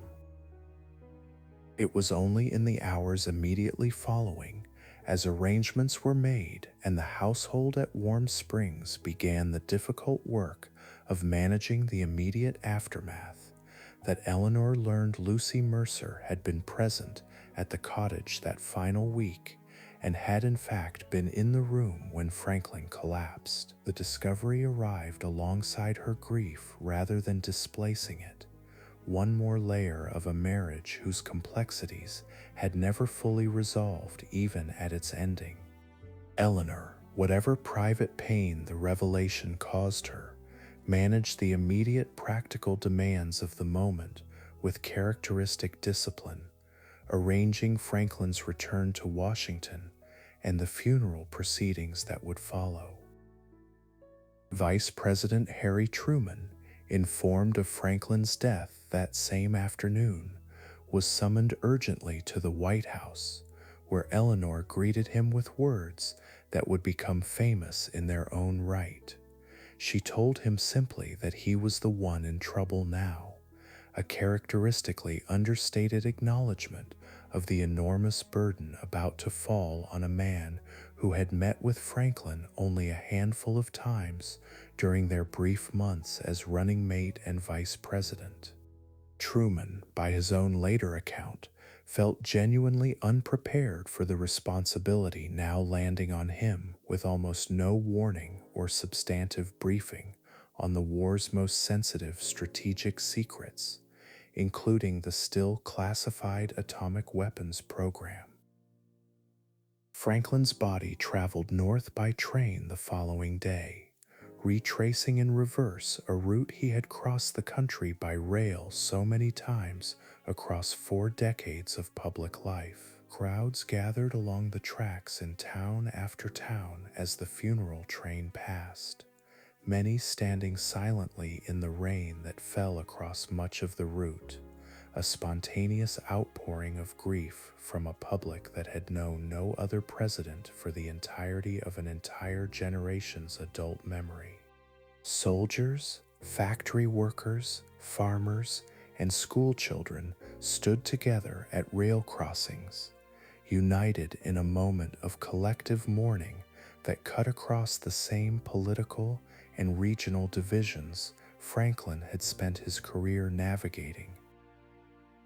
The funeral itself, held at the White House on April 14, was deliberately simple, reflecting both wartime austerity and Franklin's own previously expressed wishes for an unadorned ceremony. Eleanor had specifically requested no elaborate display, and the service that followed lasted barely 20 minutes, a stark contrast to the enormous scale of the life it was marking. Franklin was buried the following day in the Rose Garden at Springwood, his childhood home in Hyde Park, in a grave he had specified years earlier, returning finally to the same stretch of Hudson River shoreline where his story had begun 63 years before.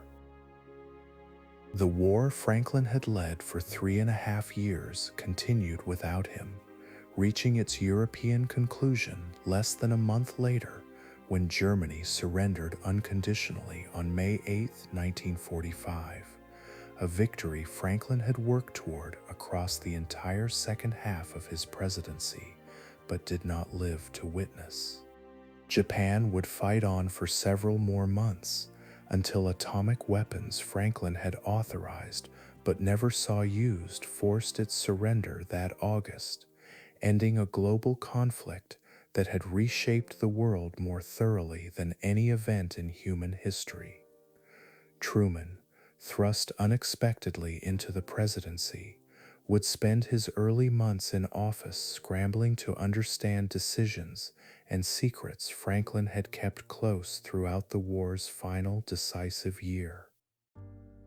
Eleanor's own life extended nearly 2 decades beyond Franklin's death, and rather than retreating from public life as many expected of a president's widow, she built an entirely new chapter of consequential work. President Truman appointed her as a delegate to the newly formed United Nations, where she chaired the committee that drafted the Universal Declaration of Human Rights, adopted in 1948, a document whose influence would extend across the following decades into international law and human rights advocacy worldwide. She continued writing her newspaper column, continued advocating for civil rights and social welfare causes, and remained, until her own death in 1962, one of the most respected and consequential public figures in American life. The presidency Franklin left behind had reshaped the federal government's relationship to its citizens in ways that would prove remarkably durable across the following decades. Social Security, the Wagner Act's labor protections, and the broader expectation that Washington bore some responsibility for economic security, had become, by 1945, so thoroughly embedded in American life that even his political opponents rarely proposed dismantling them entirely. The wartime alliance he had built with Churchill and Stalin, however strained by the emerging tensions Yalta had only partially resolved, had defeated the greatest totalitarian threat the modern world had yet produced, even as the compromises reached along the way would shape a new and dangerous rivalry between former allies for decades to come. A man who could not stand without steel braces locked rigid beneath his trousers had led his country through the deepest economic collapse in its history and the largest war the world had ever seen, doing so while concealing, through sheer will and careful performance, the full extent of what his body could no longer do. The photograph that never made it into the newsreels, the one of a grown man lifted from a car by aides, his legs unable to bear his own weight, remained hidden from the public he served for the entirety of his presidency. What the public saw instead for 12 remarkable years was exactly what he had spent a lifetime learning how to project: a man who could carry a nation forward regardless of what it cost him privately to make that carrying look effortless. There is a particular quality to a rose garden in April, before the full bloom has arrived, when the bushes are still mostly green and only a few early buds have opened. The light that time of year falls at a low angle even at midday, catching the dew that hasn't yet burned off the grass. A gardener working there in the morning might not think much about who else has walked that same ground, decades apart, carrying whatever weight a given year happened to place on their shoulders. Rivers move the same way regardless of what happens on their banks. The Hudson kept flowing past Hyde Park, through the birth and the illness and the funeral. Through every winter the water iced over, and every spring it thawed again, indifferent in the way that rivers always are to the human lives arranged along their edges. It moved before Springwood existed, and it will move long after the house itself has fallen into whatever future houses eventually fall into. There's a kind of stillness that settles over a place once the crowds have gone. The rail lines that carried a funeral train through so many small towns eventually went quiet again, the same tracks used for ordinary freight the following week, then the week after that, until the specific afternoon of the passing became just one more layer under everything that came after it. Towns forget slowly. Individual houses forget faster. A porch where someone once stood in the rain to watch a train pass is, within a generation or two, just a porch again. Warm water has its own memory, if water can be said to have memory at all. The mineral spring in Georgia kept its constant 88 degrees through every season, through every visitor who ever lowered himself into it, hoping for something the water could not fully promise. It is still there. It still holds that same temperature, indifferent to who steps into it now, offering the same quiet buoyancy to whoever needs it next, the way it always has, the way it likely always will. Braces left unused eventually go still in whatever drawer or closet holds them, the metal cooling to room temperature, the leather straps stiffening slightly from disuse. There is something almost peaceful in an object like that, once its work is finished, once it no longer needs to hold anything upright. It simply exists, quietly, taking up exactly the space it takes up, asking nothing further of anyone. Late at night, if you sit still enough near moving water, you can sometimes hear it change pitch slightly as it passes over a submerged rock or a shift in the riverbed below, a small variation in a sound that otherwise seems constant. It's easy to miss if you're not listening for it. It's there anyway, whether you notice or not, one more quiet detail in a night that will keep moving forward regardless of who is awake to hear it. The Hudson is still there tonight, moving the same unhurried way it always has, past a rose garden where the grass has long since grown back over ground that was, for one April afternoon, freshly turned.